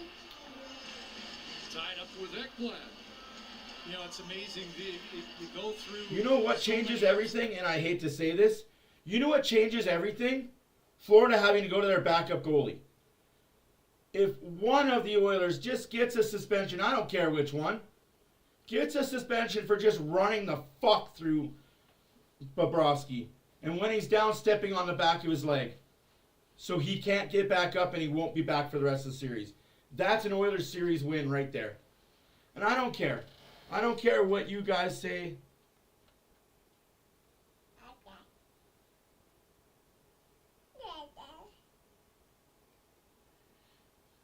I don't care if you guys think that's negative or whatnot, but that's... Like, I hope you guys realize nothing major is happening in the offseason. This team is a good enough team to win. By Bobrovsky looking around the screen. Like, this team is good enough to win. They've been to 2 Cup finals. There's no savior coming, so just please understand. We're going to lose some veteran players and bring in some really good young guys. We're going to get younger next year. That's about it.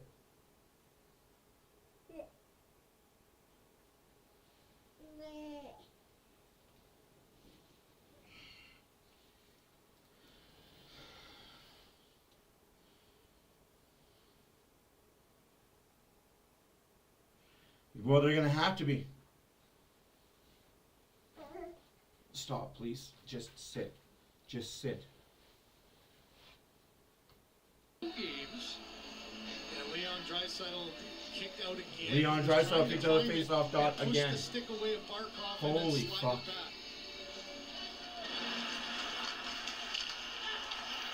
Regular occurrence in this postseason. Keane around to the far side. Bouchard goes after it. Keane for Hickey. Late pass Keane to Ekblad. Looked out at center. Springer hands it off. Just over a minute to go. Here in period number 2. Bouchard up off the stick to McDavid. Big one. Listerinen. Flips it in, Lundell trying to get out. McDavid takes out Listerinen. Final minute, second period.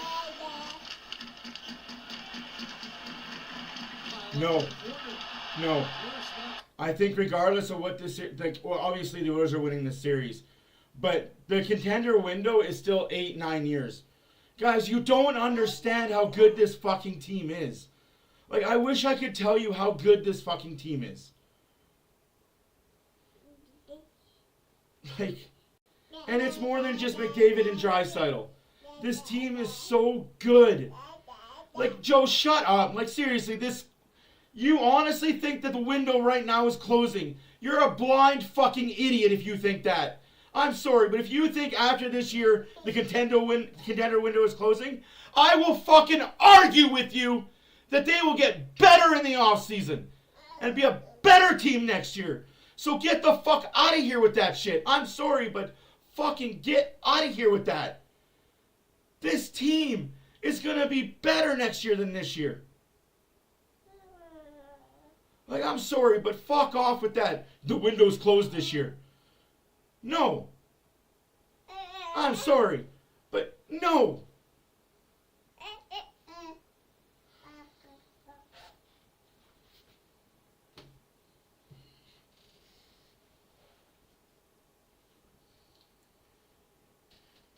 Like, I'm sorry, but the window's not closed.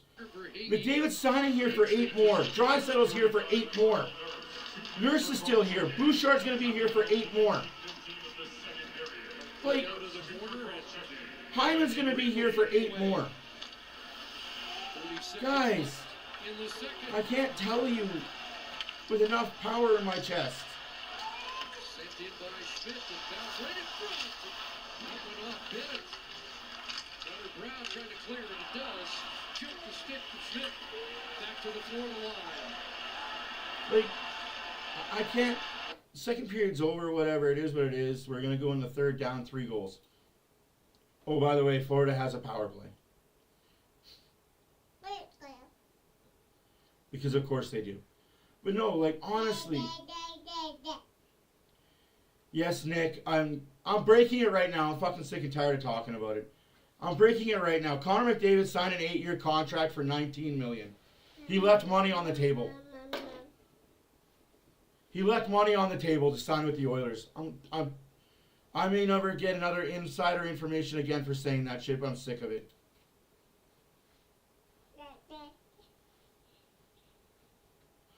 Oh, no, she wasn't talking about you.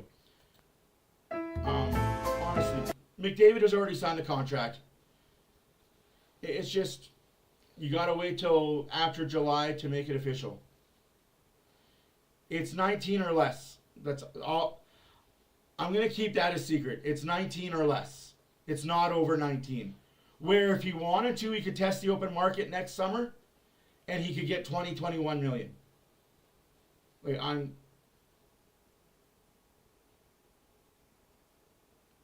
sick of these insiders thinking they know everything about everything. Oh, McDavid's going to Florida. McDavid's going to Vegas. McDavid's going to an American team. To Toronto. Squash it, please.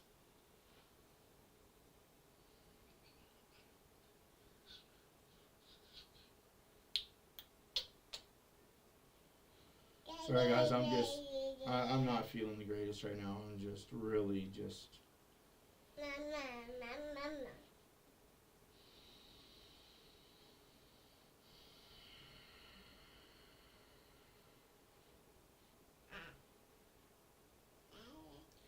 No, exactly, Nick. Exactly.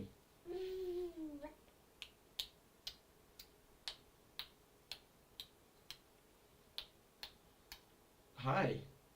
That's not a bad prediction, Epic. That's not a bad prediction at all. I'm sorry, guys. There's just a lot going on in my personal life, and I'm trying not to make it go on stream, but tonight's a bad night. Tonight is just everything hit the fan all at once. Really, Rose. Really.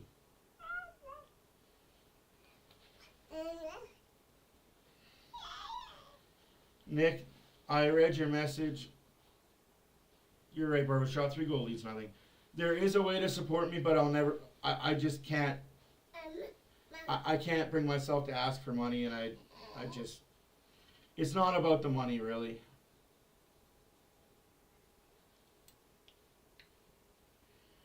We have a child that is very high needs, and just right now we have nobody that's able to help out.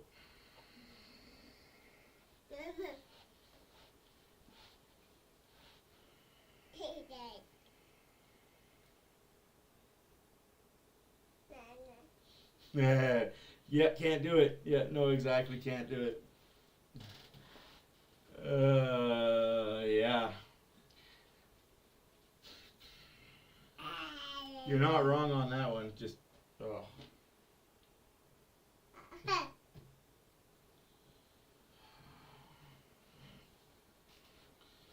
You know what? If the Oilers come back and win this game, I'd be shocked. I'd be happy. If the Oilers have some sort of fight left in them, I'll be really happy. Just win the third period. I don't care if you come up short. Win the third period. Don't go quietly into the night.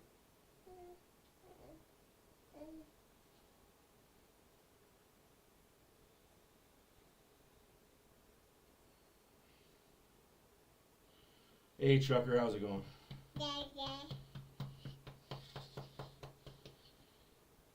Right? That's exactly it. Like, what the hell are you doing? Get off the boards. It's called a piston position. And on the boards is never part of the piston position. It's... Hi.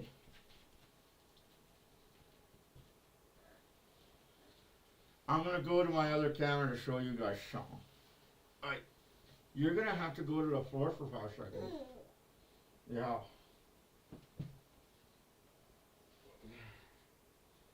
Here, sit on a rocking horse.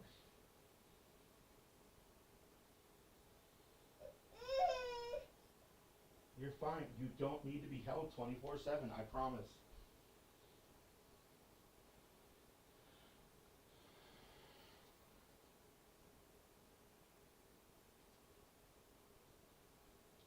Can you let go of my leg? Can you let go of my leg? Thank you. Come again.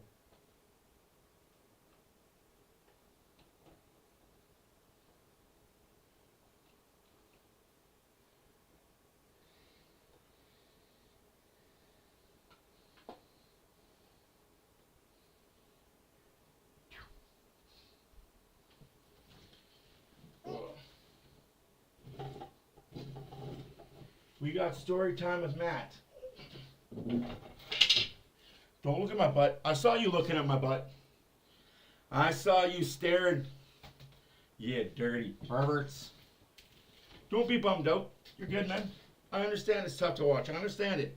I understand it's a tough game.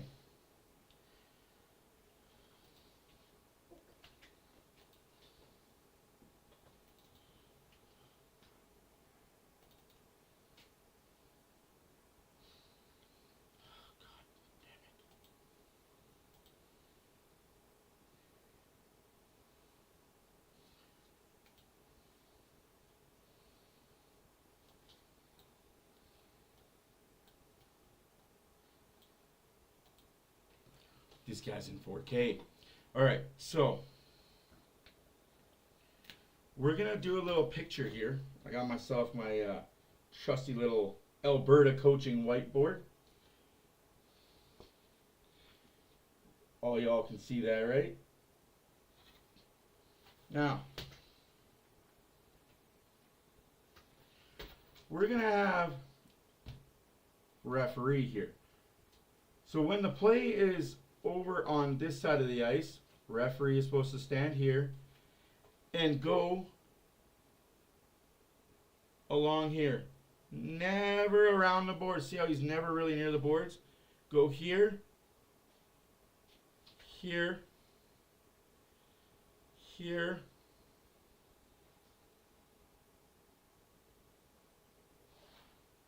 That's called a piston.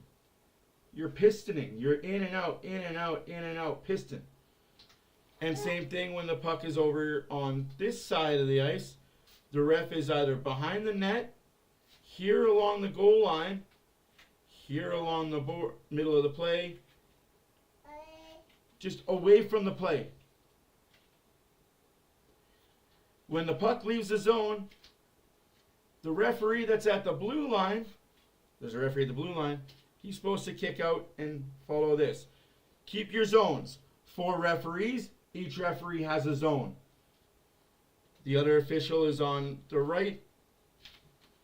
And then you got your back referee that is usually there. So because there's 4 refs, you got a ref over here and a ref down here, a ref there. So you got your 4 zones covered. It's really not rocket science. But, hey, they're NHL referees. They don't know where to stand, how to stand, or what to do to get out of the fucking way. Yep. No, you're going to wreck that. Get your finger out of there. Oh my goodness. Like, Francois Chiron and Wes McCauley should never officiate another game, in my opinion. This should be their last game. I have Kelly Rudy muted, and I'm pretty sure he's saying the same thing. This is unacceptable refereeing.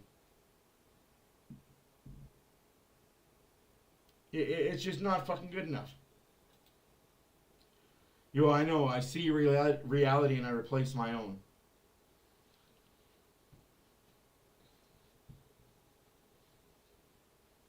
Right? Never stand on the boards.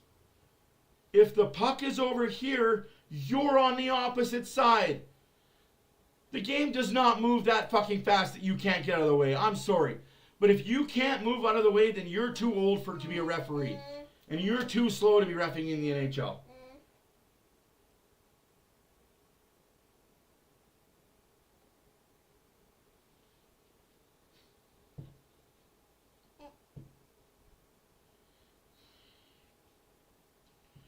Barkov gets away with a penalty because the ref's too concerned about where the puck is.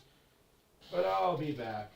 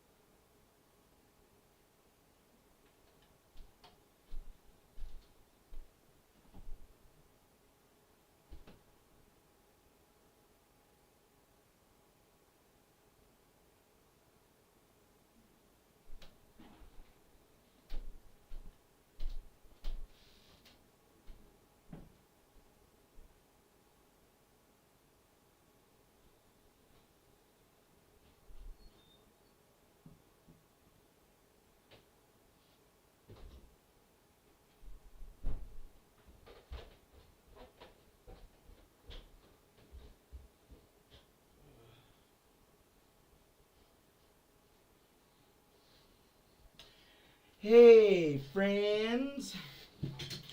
So yeah, this game is fun to watch. This game is painful, man.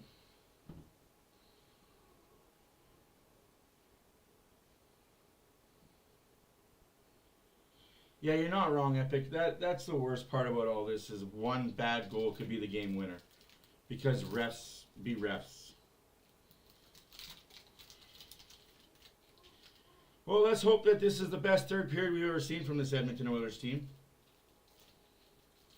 Scores 4-1.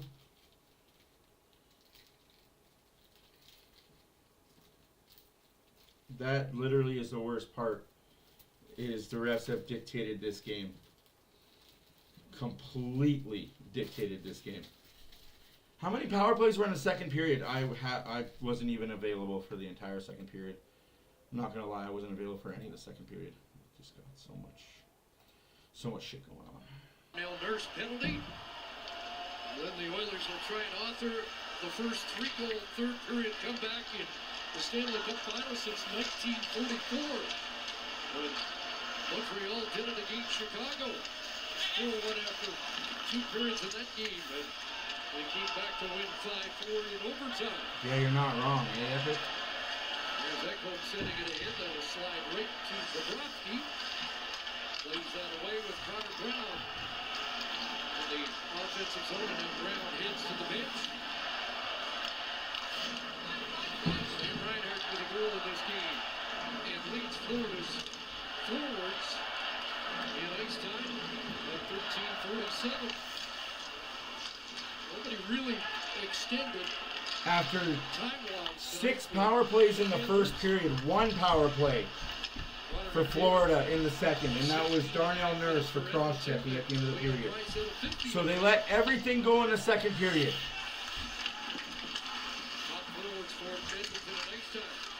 Should tell you all you need to know about that.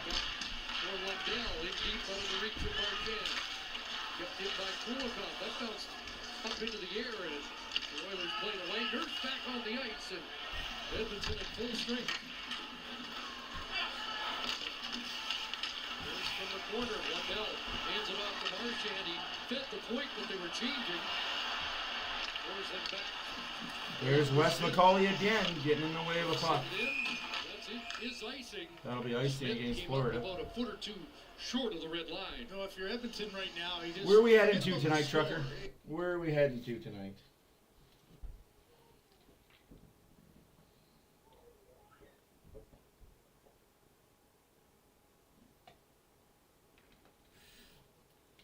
McDavid says, hey guys, we're in this fucking thing. It's only game 3.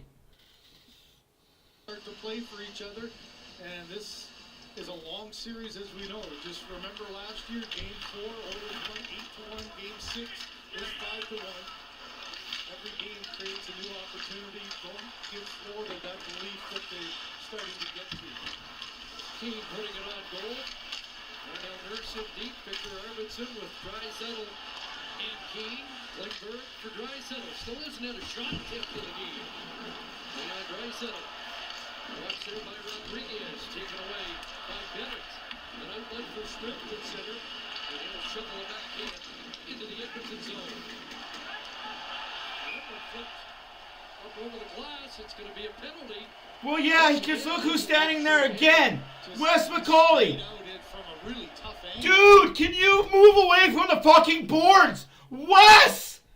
The goalie had no choice other than throw it off your fucking body or throw it up on the glass because you're up against the fucking boards! McCauley, you suck!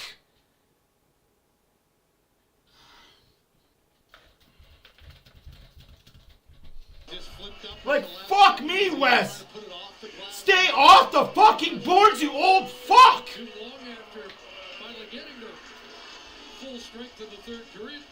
Right back onto the penalty kill for the 6th time in the game. Fucking ridiculous, man.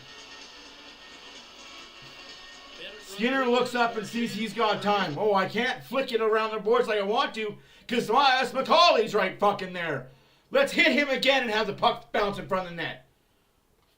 Fucking pathetic, man. Florida starts with possession. Sam Bennett. Down He'll fire off the goal post. And ricochets back out. Bennett. Game's not over yet, Valerie. It's not over till the final whistle blows. Right back in with Rodriguez. Verhage followed up. Kept in at the line by Schmidt and gloved and held by Skinner. Boy, that one is It's so fucking stupid that Macaulay dictates this fucking game. Out of the zone. He just walked right into that one through a crowd.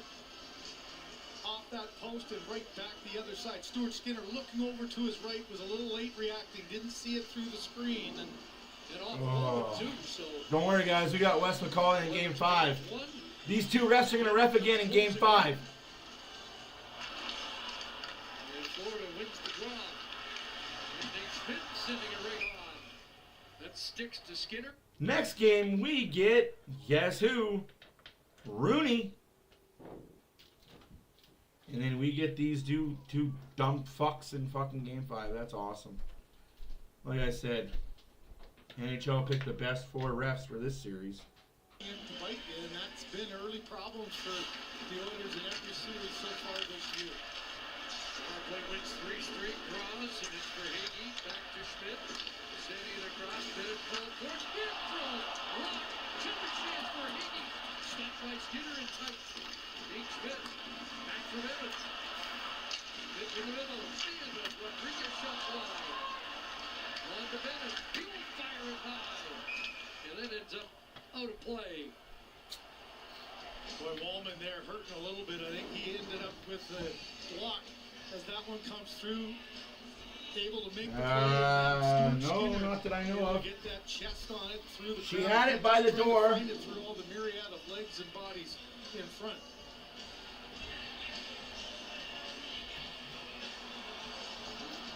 Wallman and Marchand, they've had numerous times where there's lots of extra talking after the whistle. Wallman has had extended discussions with more than a few of the Panthers tonight.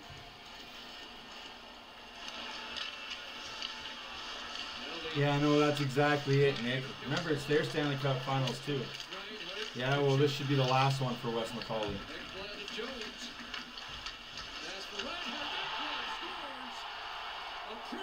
course. I'm just over it.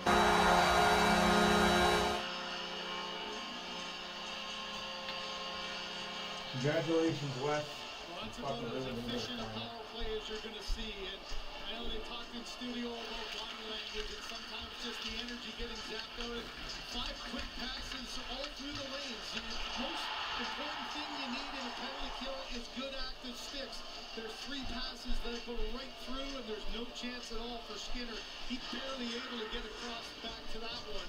The no-look backhand pass by Reinhart right in the wheelhouse for Ekblad, and he buries it in the top corner. 4th of the playoffs for Ekblad, and that'll be it for Stuart Skinner. As Kelvin Pickard gets set to come on, and Skinner gets the rest of the night off. Well, as Kelly mentioned, if nothing else, too, Pickard's always going to be an option.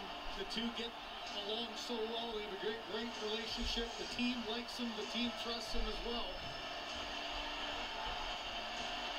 Tough night for Skinner. Tough night for the Oilers all around. And if nothing else, it allows Pickard to get back into the goalie change.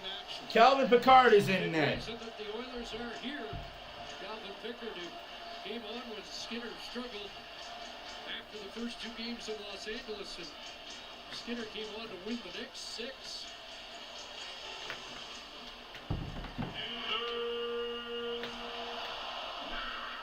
So the Ekblad power play goal signals a goaltending change. Here's Estorino looking back in, and Pickard has his first stop tonight. Keane plays it away, and Nicholas right back after to hit a Connor Brown. Kicked in by Keane. Brown spins around for Clipper. And he failed on that, and it's out off Estorino. Nice sprint. Marchand knocked away by Echo. 3:27 of the 3rd period. Here's Echo with Robinson. The Oilers are up.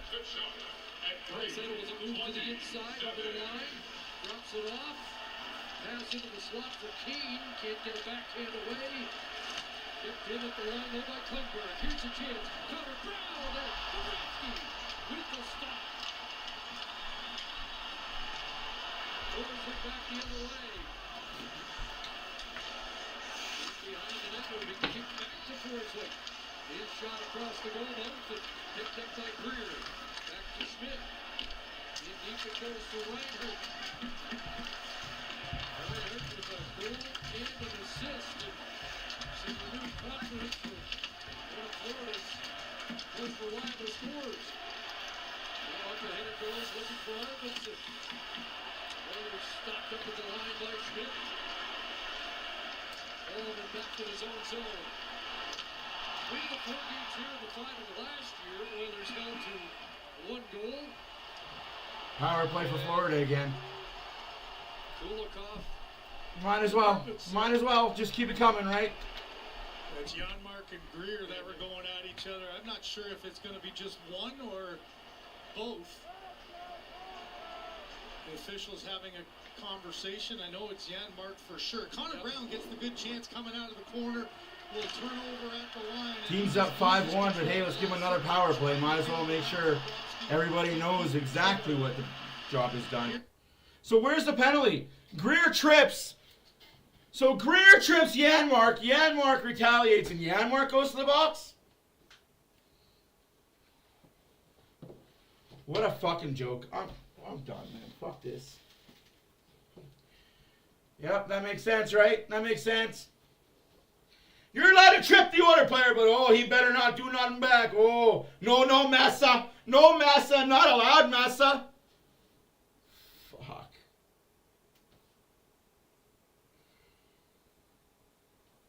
Wes McCauley, you're a fucking joke of an official. 2 minutes for Ruffey. Time to melt your As he said last year, the Edmonton You're allowed to trip, hook, slash. You wear a red jersey. You're allowed to do what you want to do. Oh, but Mr. Oiler, don't you fucking retaliate. Too short-handed. There's a different story here. So far.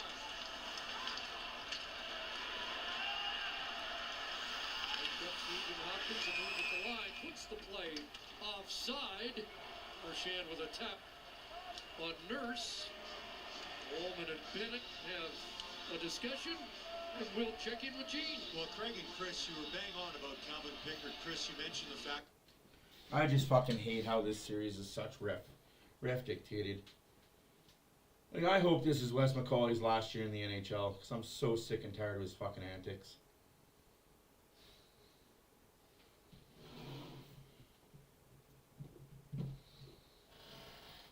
Very good goaltender coming in.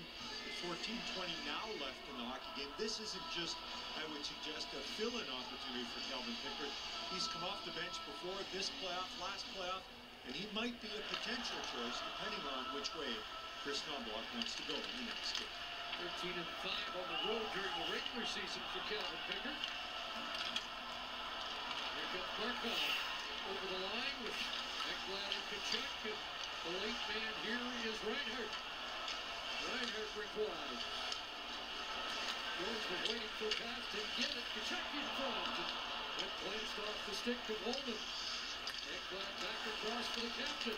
Now Jones has it. In front. Redirected.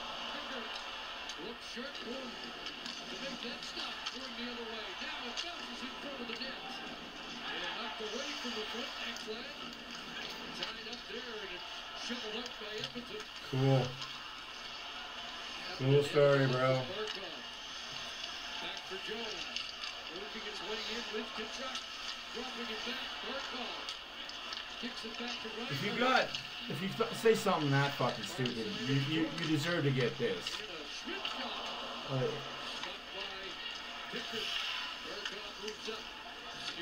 If you're gonna say something fucking stupid like that, you deserve to get fucking removed. Fucking idiots. If you're gonna troll, at least think of something intelligent. I know it's hard for you idiots, but fuck something.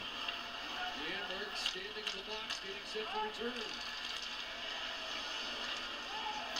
Smith plays it in on Pickard. Oh. Kulak kick by Escarina. Gets it out at center ice.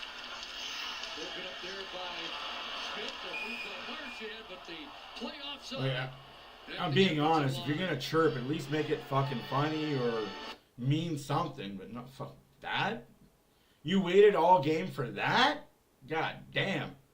My 5-year-old has better intelligence than that. Fuck.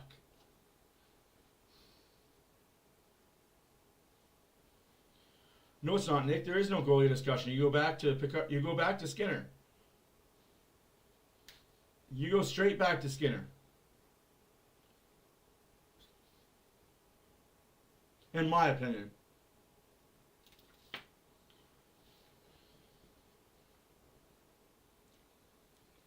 You got 3 days to think about it, 3 days to discuss it. Go straight back to Skinner.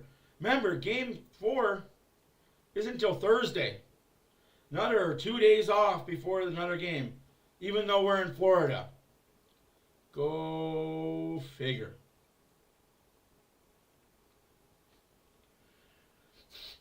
Whatever makes you comfortable, man. Honestly, whatever makes you comfortable.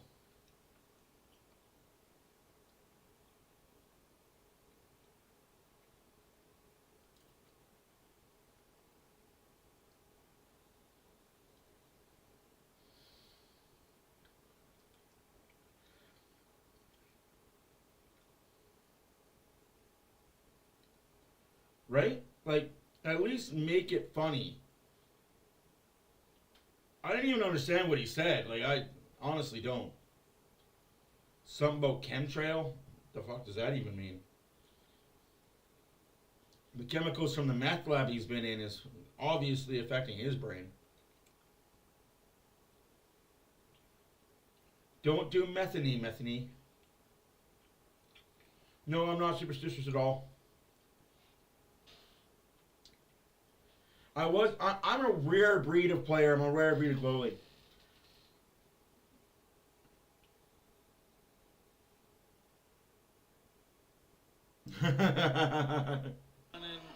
Honestly, I don't have superstitions. Even as a goalie, I didn't have superstitions. I always ate something different every game day. I always dressed differently. Series high 31 starts. What I do off you guys doesn't affect what I do on it. 32 in the first 2 games in Edmonton. Bouchard ahead. Does that play offside? As Bobrovsky looks for his. I think you got another penalty coming here. And I see a lot of pointing, but I'm not sure. It's Brad Marchand getting the call.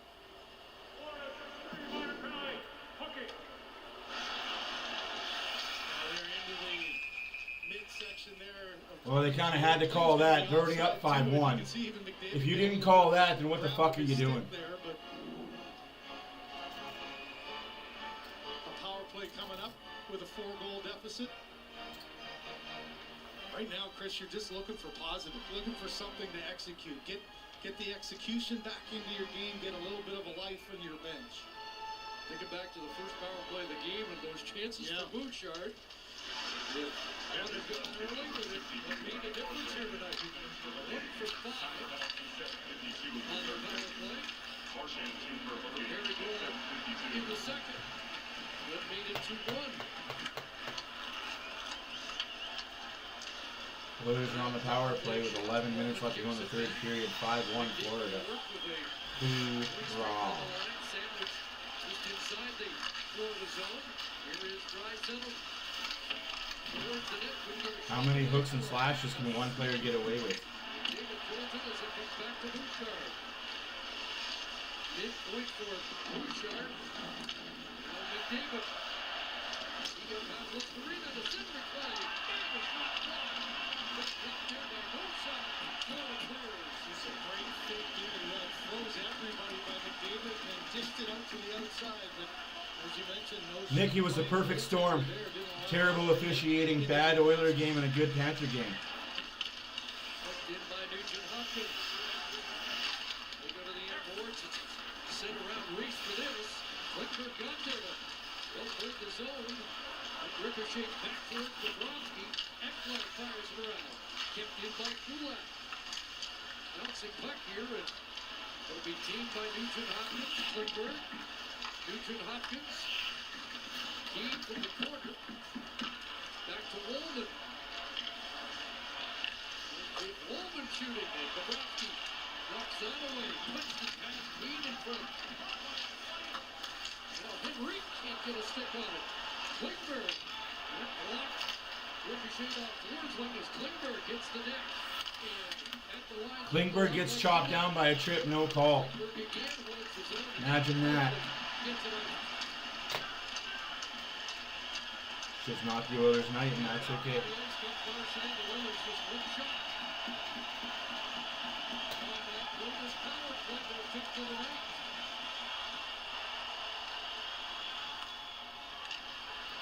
Schmidt ahead. Rodriguez for Kachuk. Sam Bennett picks it up.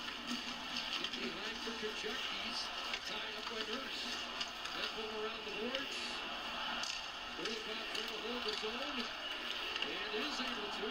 Bennett bumped right in front of the Oiler bench. And the play halted. Bennett tied up again. Yeah, guys laying on top of fucking Henrique and Bennett just throwing punches. Must be nice to have a guy lay on the other guy, and that's when you start swinging. Right, you fucking little bitch! Henrik, who started at getting after Bennett, he got away with about 2 or 3 and then broke his stick on his back. Now he's in some trouble. Gets up from the linesman there.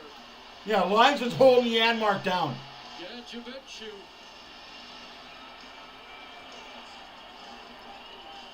Is pretty good in this department up against Darnell Nurse, who's doing just fine.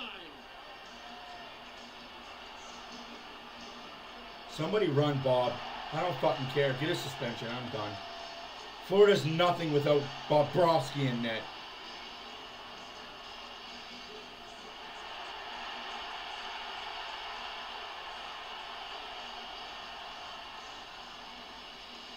Not enough bodies there to separate everyone. You got fights going on in the corner. Everybody paired off still. Brown, Gadjevich, and Nurse, 2 big men just pounding each other right now. Gadjevich, one of the more underrated fighters in the league. Not a full heavyweight.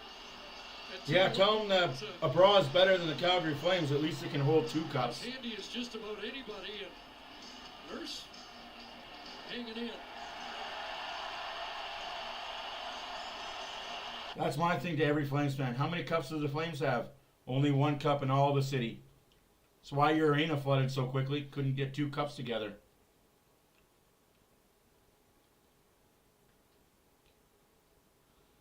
What are you doing, you fucking scumbag?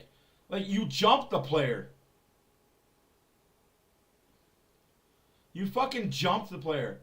Oh yeah, Sam Bennett trying to get a call. Oh yeah, you got hurt. Fuck off, you scumbag.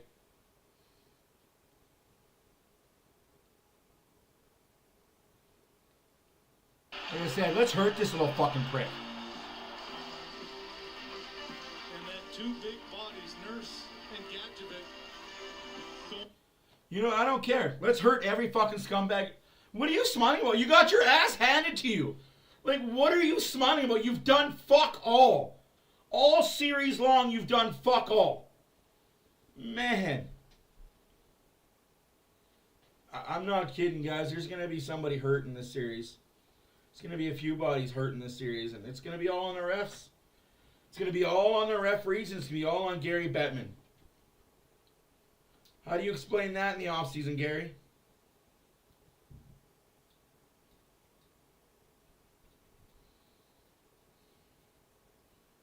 How do you explain this game, Gary? We let the referees dictate too much about what happened and players got hurt. Well, yeah. You don't fucking say.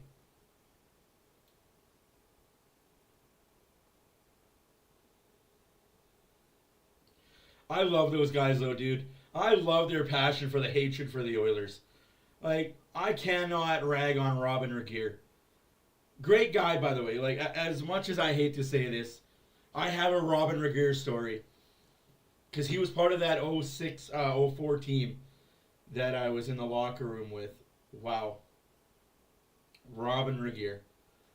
He's a class act. Like, I honestly don't have anything negative to say about him, man.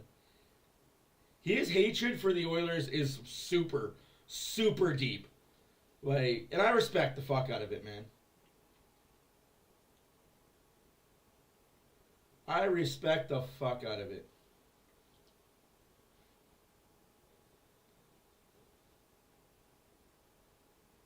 They also bought Vegas merch, Dallas merch, and now they have Florida merch.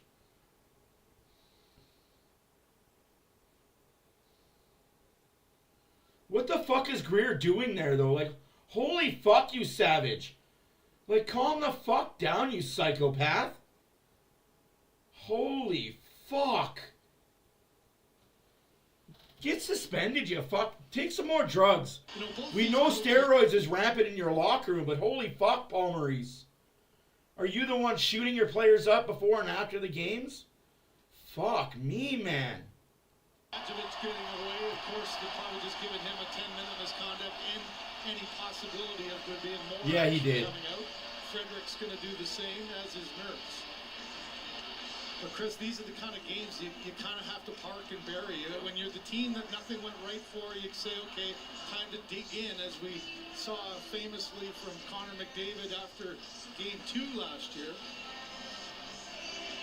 But both these teams have dealt with these kind of situations. Edmonton, you go back to the key win in Game 3 against the Los Angeles Kings after losing Game 1 and 2.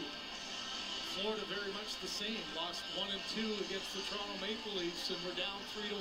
So it's nothing new when you get this far and this close to a Stanley Cup. Got to have a short memory, both positively and negatively, to move on. After all that, Florida will get a power play. Florida gets the only power play out of all that. Regier's jumping on Ekholm. Regier's allowed to punch Ekholm and beat up on Ekholm. But the Oilers get the only penalty. 2 for 7, Florida. Fuck off, Wes McCauley. See how Paul Maurice handles this. Yeah, you know, just fuck at this off. point in the game, just fuck off, Paul. Guys out there, Barkov, Reinhart, Kachuk. That's the A unit. Yep. Sends out his best unit up 5-1. Fuck you, Paul Maurice. Check from the corner. Back to Barkov. It's 5-1 with 9 minutes left to go in the game, and you send out your A unit. Holy fuck, you are such a loser. Anybody who has respect for this fucking shithole of a coach is fucking moronic. Jones, who has to backtrack. Seth Jones with 9 minutes left here in the third. Barkov again off Reinhart, who gets knocked down. And they will come back, they have to re-rack at center. It's fucking terrible, but... Alexander Barkov flips it in, goes after it. Up against Kulak. Kachuk, little knockdown, a clearing attempt, a pass in front for Kachuk. Back it goes Ekholm. And the Lucas power play goal. Barkov, Joe, here's the hot shot over Hagee. Broken stick there for the Oilers. As Janmark shifts gears through center. This Matthias Janmark working his way in, and that pass intercepted by Marchand. And Marchand trying to get away from Puck Wilson. It does, but can't flip to the fence. But pulls it across. And now worked ahead. Ullman lined up there by Forsling. And the Puck reaches the Puck Wilson to make it off the boards as Ullman gets tied up there. He wants to go with him. The linesman's getting in between the two and plays all the way to the other side of the ice. Kathleen was a jab on Marchand and then steals the puck and flips it back. As the penalty being served by Corey Perry is over, and Edmonton returns to full strength.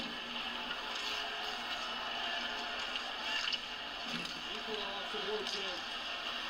Kulak back in, they say that's onside. Now fired in by Bobrovsky. A rebound there for Perry to chop out. Perry flipping it back to Bouchard, and puck sails out of play. Oh, barbershop, don't worry. You're going to see a lot more Oilers playing dirty now. There's the front of the net, a slash because the broken stick for Bouchard, and he tries to get a little piece of Barkov before he goes. Now at the boards, this is Wallman gets one shot in, gets a response from Forsling, turns back at him. You can see the linesman wrestling there in the middle, making sure that the two of them didn't get the opportunity to go. Vander Kane now comes on for the first time since that fracas, and you wonder if we wouldn't be so lucky. Taking a number or two, and now Draisaitl gets thrown out of the face-off dot again. Fuck off, you linesman! Like, come on! I'm sorry, but we see you more than we see anything else. Again, Leon Draisaitl gets kicked out of the face-off for the umpteenth time. McDavid and Draisaitl with Kane here. Barkov wins the draw. Kane to the net. Almost got a chance. Barkov along the horse. Turned away from McDavid. Seth Jones. Up by Kane. Seth Jones just high sticks Kane in the face. No call. It's all good, Munchie. It's all good. The Oilers shot themselves in the foot. It is what it is. It's Florida 2-1 in the series. Go win game 4. Not worried about anything. Go win game 4. Even still, go win game 5.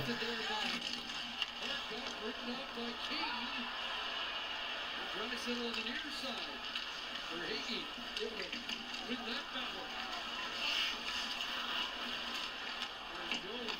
Not too worried, buddy. Can't do much when a ref lets the puck bounce off his skate twice. And then they call every penalty against the Oilers and nothing for Florida. This is Florida's 9th power play. Well, Kane's going to get something as Wes McCauley's just pointing. Wes McCauley, hey, you're such a good guy. I'm not sure if he's just going to This is what happens when Wes McCauley decides that he's picking a favorite. This is what happens when Wes McCauley is told that he's not allowed to favoritize the Canadian team. How is that a penalty?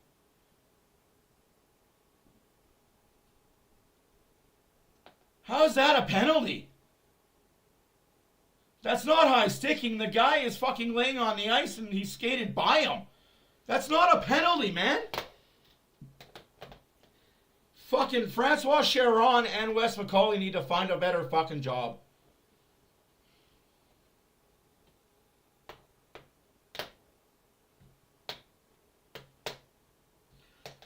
I don't know, Epic. They're going to ref Game 5. They're scheduled. These two refs are scheduled to Game 5 and scheduled Game 4. These two refs are scheduled for 5 and 7, sorry.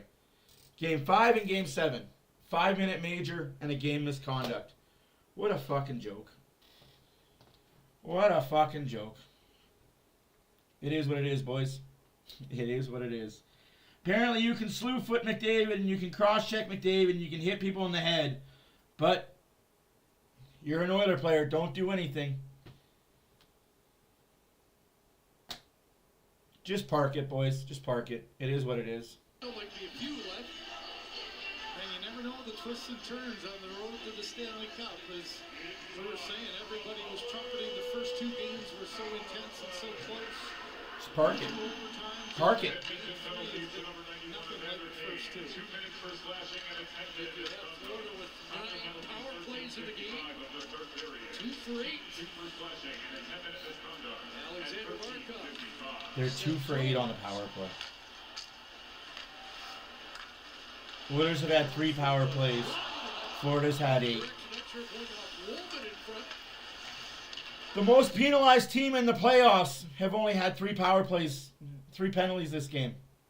Make that make sense? At the side of the net. Goes back to Barkov. Right out.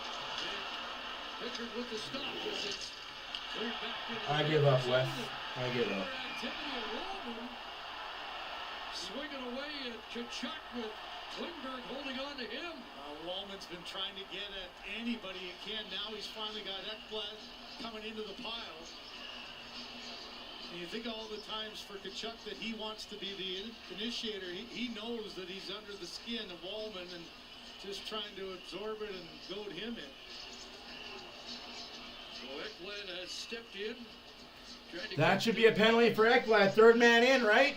He came from the far corner and came in. And 2 more might be done for the night. Yeah, man, these are the kind of games you wish you could just call and get him to the finish line. Yeah, well, maybe if the officials did their fucking job, we wouldn't be here right now, eh, Craig? The last thing you want to do is take any kind of a bait. Edmonton has 4 minutes roughing, 2 minutes on sportsmanlike. Number 5, Florida has double minor roughing, 2 minutes up on Edmonton.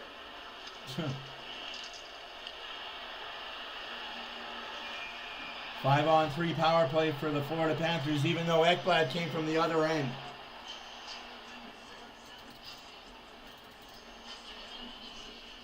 No, you go back to Skinner, because this wasn't on Skinner. None of this was on Skinner. Still a minute 11 remaining in the initial power play. This was dictated early by officiating.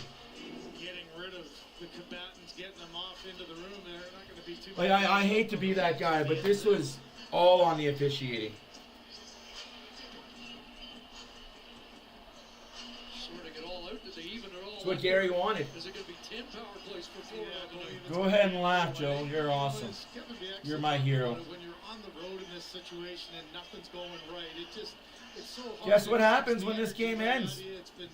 Florida takes a 2-1 series lead. Honestly, you don't get extra points for scoring more goals. You don't get extra wins for blowing a team out. It's 1 win in the win column. You get a fucking nothing. Do it again on Thursday, boy. Ain't gonna do it. Coming back home on Saturday, series is gonna tie 2-2. Oilers could win on Saturday. We're going to Florida up. Don't be sorry, man. You're good. Don't be sorry. Oh no, you're good. Oh no, I know why you're laughing. I'm just paranoid that everything I read from people is negative towards me or the Oilers. You're good. Like I said, I'm dealing with a lot, and I probably shouldn't be doing streams. Yeah, buddy. You enjoy it, man. How was the Jays Cardinals game? 2-man advantage for a minute and a half. Rodriguez does finally take a shot. Off the left, kicked in on the far side for Verhaeghe. Up back to Verhaeghe. And that's knocked down and cleared by Ian Martin. Honestly, I'm not worried about this other team at all.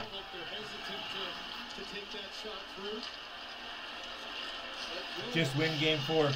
You win game 4 and win game 5. Wasn't that part of the plan anyway?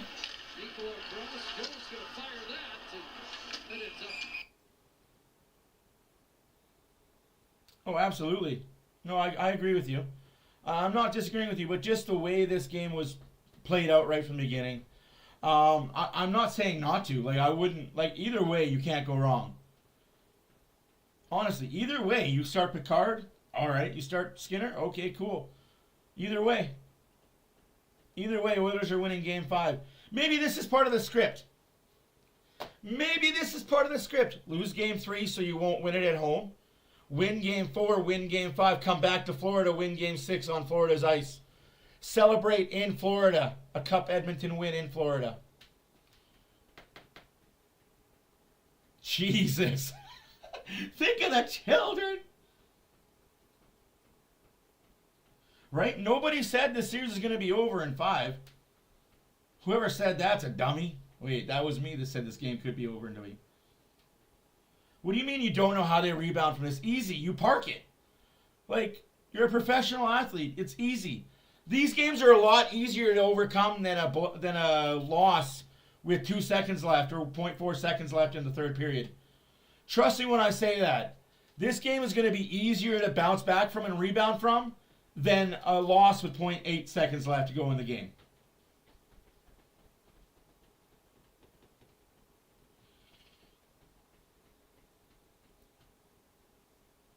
Right, Nick? It's going according to plan. Let's win this in 6 games. Let's win this series.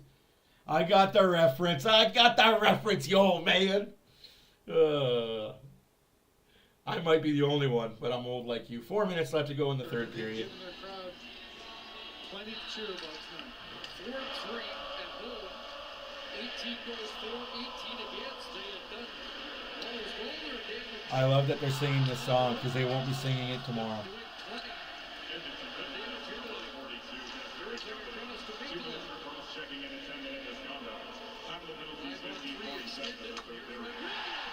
I mean, you got a 5-on-3 for a full 2 minutes. You better score. Yeah, your A squad back out there, eh? Put your A squad back out there, eh? Paul Maurice, you fucking bitch.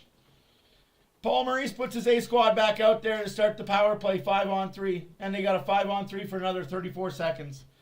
They had 2 minutes and 34 seconds of 5-on-3. And you put your A squad out there. Oh, fuck.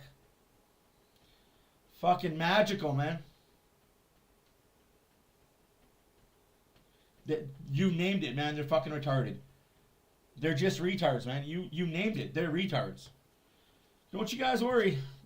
Oilers are going to park this. And as an Oiler fan, you should park it too. It means nothing. Congratulations to Florida. You won. Woohoo. Well, finals leading 4 last year. He didn't lose the fight though, Midnight. You think Nurse lost that fight?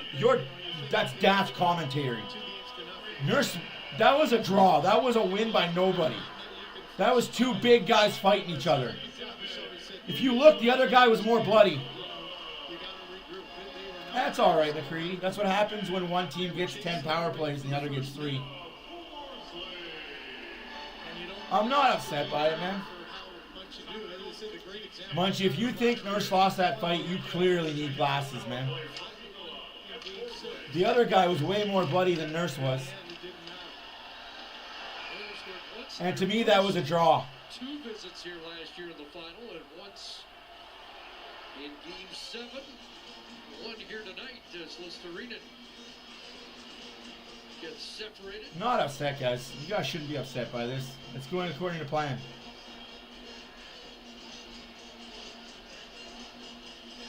This is what happens when you've got 2 shitty refs reffing the same game.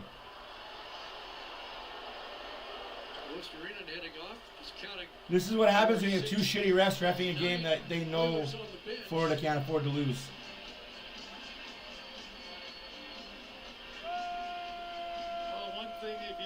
This Oiler team throughout the playoffs is they've got that bounce back ability, and this will be one that you got to sit on for, unfortunately, 48 hours. I'm not sure if that's the negative for the team that got beat so badly. You want to get right back at it, but those 2 days are going to be a long 2 days of You might just see a branch brawl, man.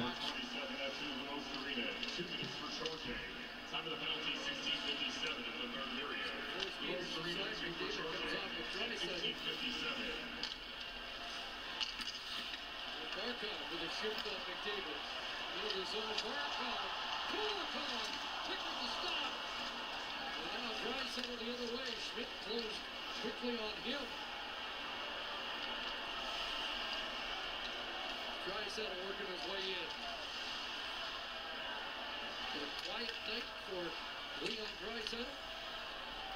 Bouchard will circle back. Draisaitl had points at all 9. Absolutely. You're not wrong, Barbershop. They did. But it's okay. That looks like it could come to an end here tonight. And Marquis bumped off the puck. Nicola for Jones. Nugent Hopkins back on the ice, and now Edmonton's got a power play. As Jones. They're really chanting we want the cup after going up 1 game.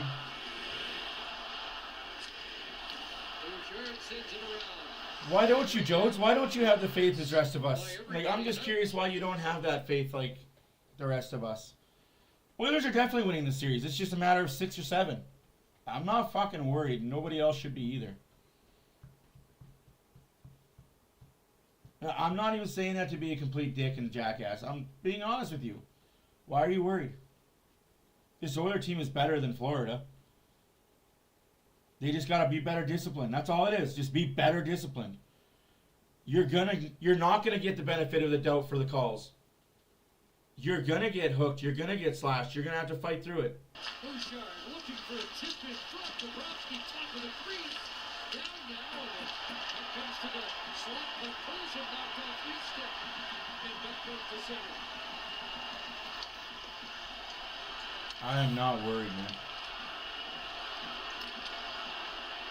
Back in Yanmark leads the line. Drops for Edmondson. Bouchard pass missed the target. Comes around, Yanmark centers. Wendell there, and get a one-handed out. Well, that was a quick power play, all of 40 seconds. Two of these will see to a 6-2. Most lopsided loss coming in, but here in the final minute, 15-3. Down right side. Pulls it in on the forecheck. Right back to 1 minute remaining.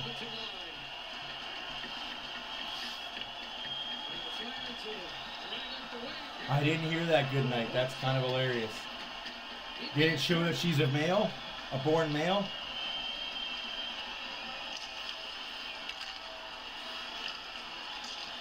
Because that woman speaks like a man.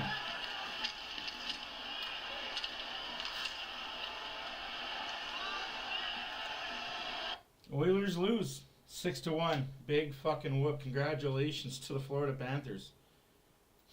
It never changes. It doesn't change. It doesn't add extra points to the scoreboard. It doesn't change the scoreboard.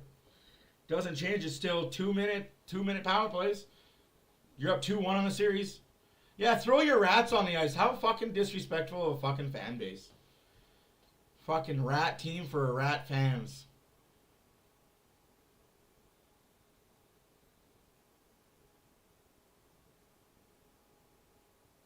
That's too bad, man. You gotta have faith in something. Because if you don't have faith, what's life worth living for? Yeah, that's cool. Throw blood on the... These fans are just fucking stupid, man. There's something else. Anyways, guys, my name is Matt for OilersFanReaction. I really have nothing nice to say. Nothing negative to say. My post-game reaction will be later tonight. Oh, he's two-hand slashing Corey Perry's hand right now. You're such a fucking bitch. Like... Anyways, guys, enjoy the rest of your night. My name is Matt for OilersFanReaction. Florida won 6-1. Who cares? Game 5 is on Thursday. Enjoy a couple days off. That was this.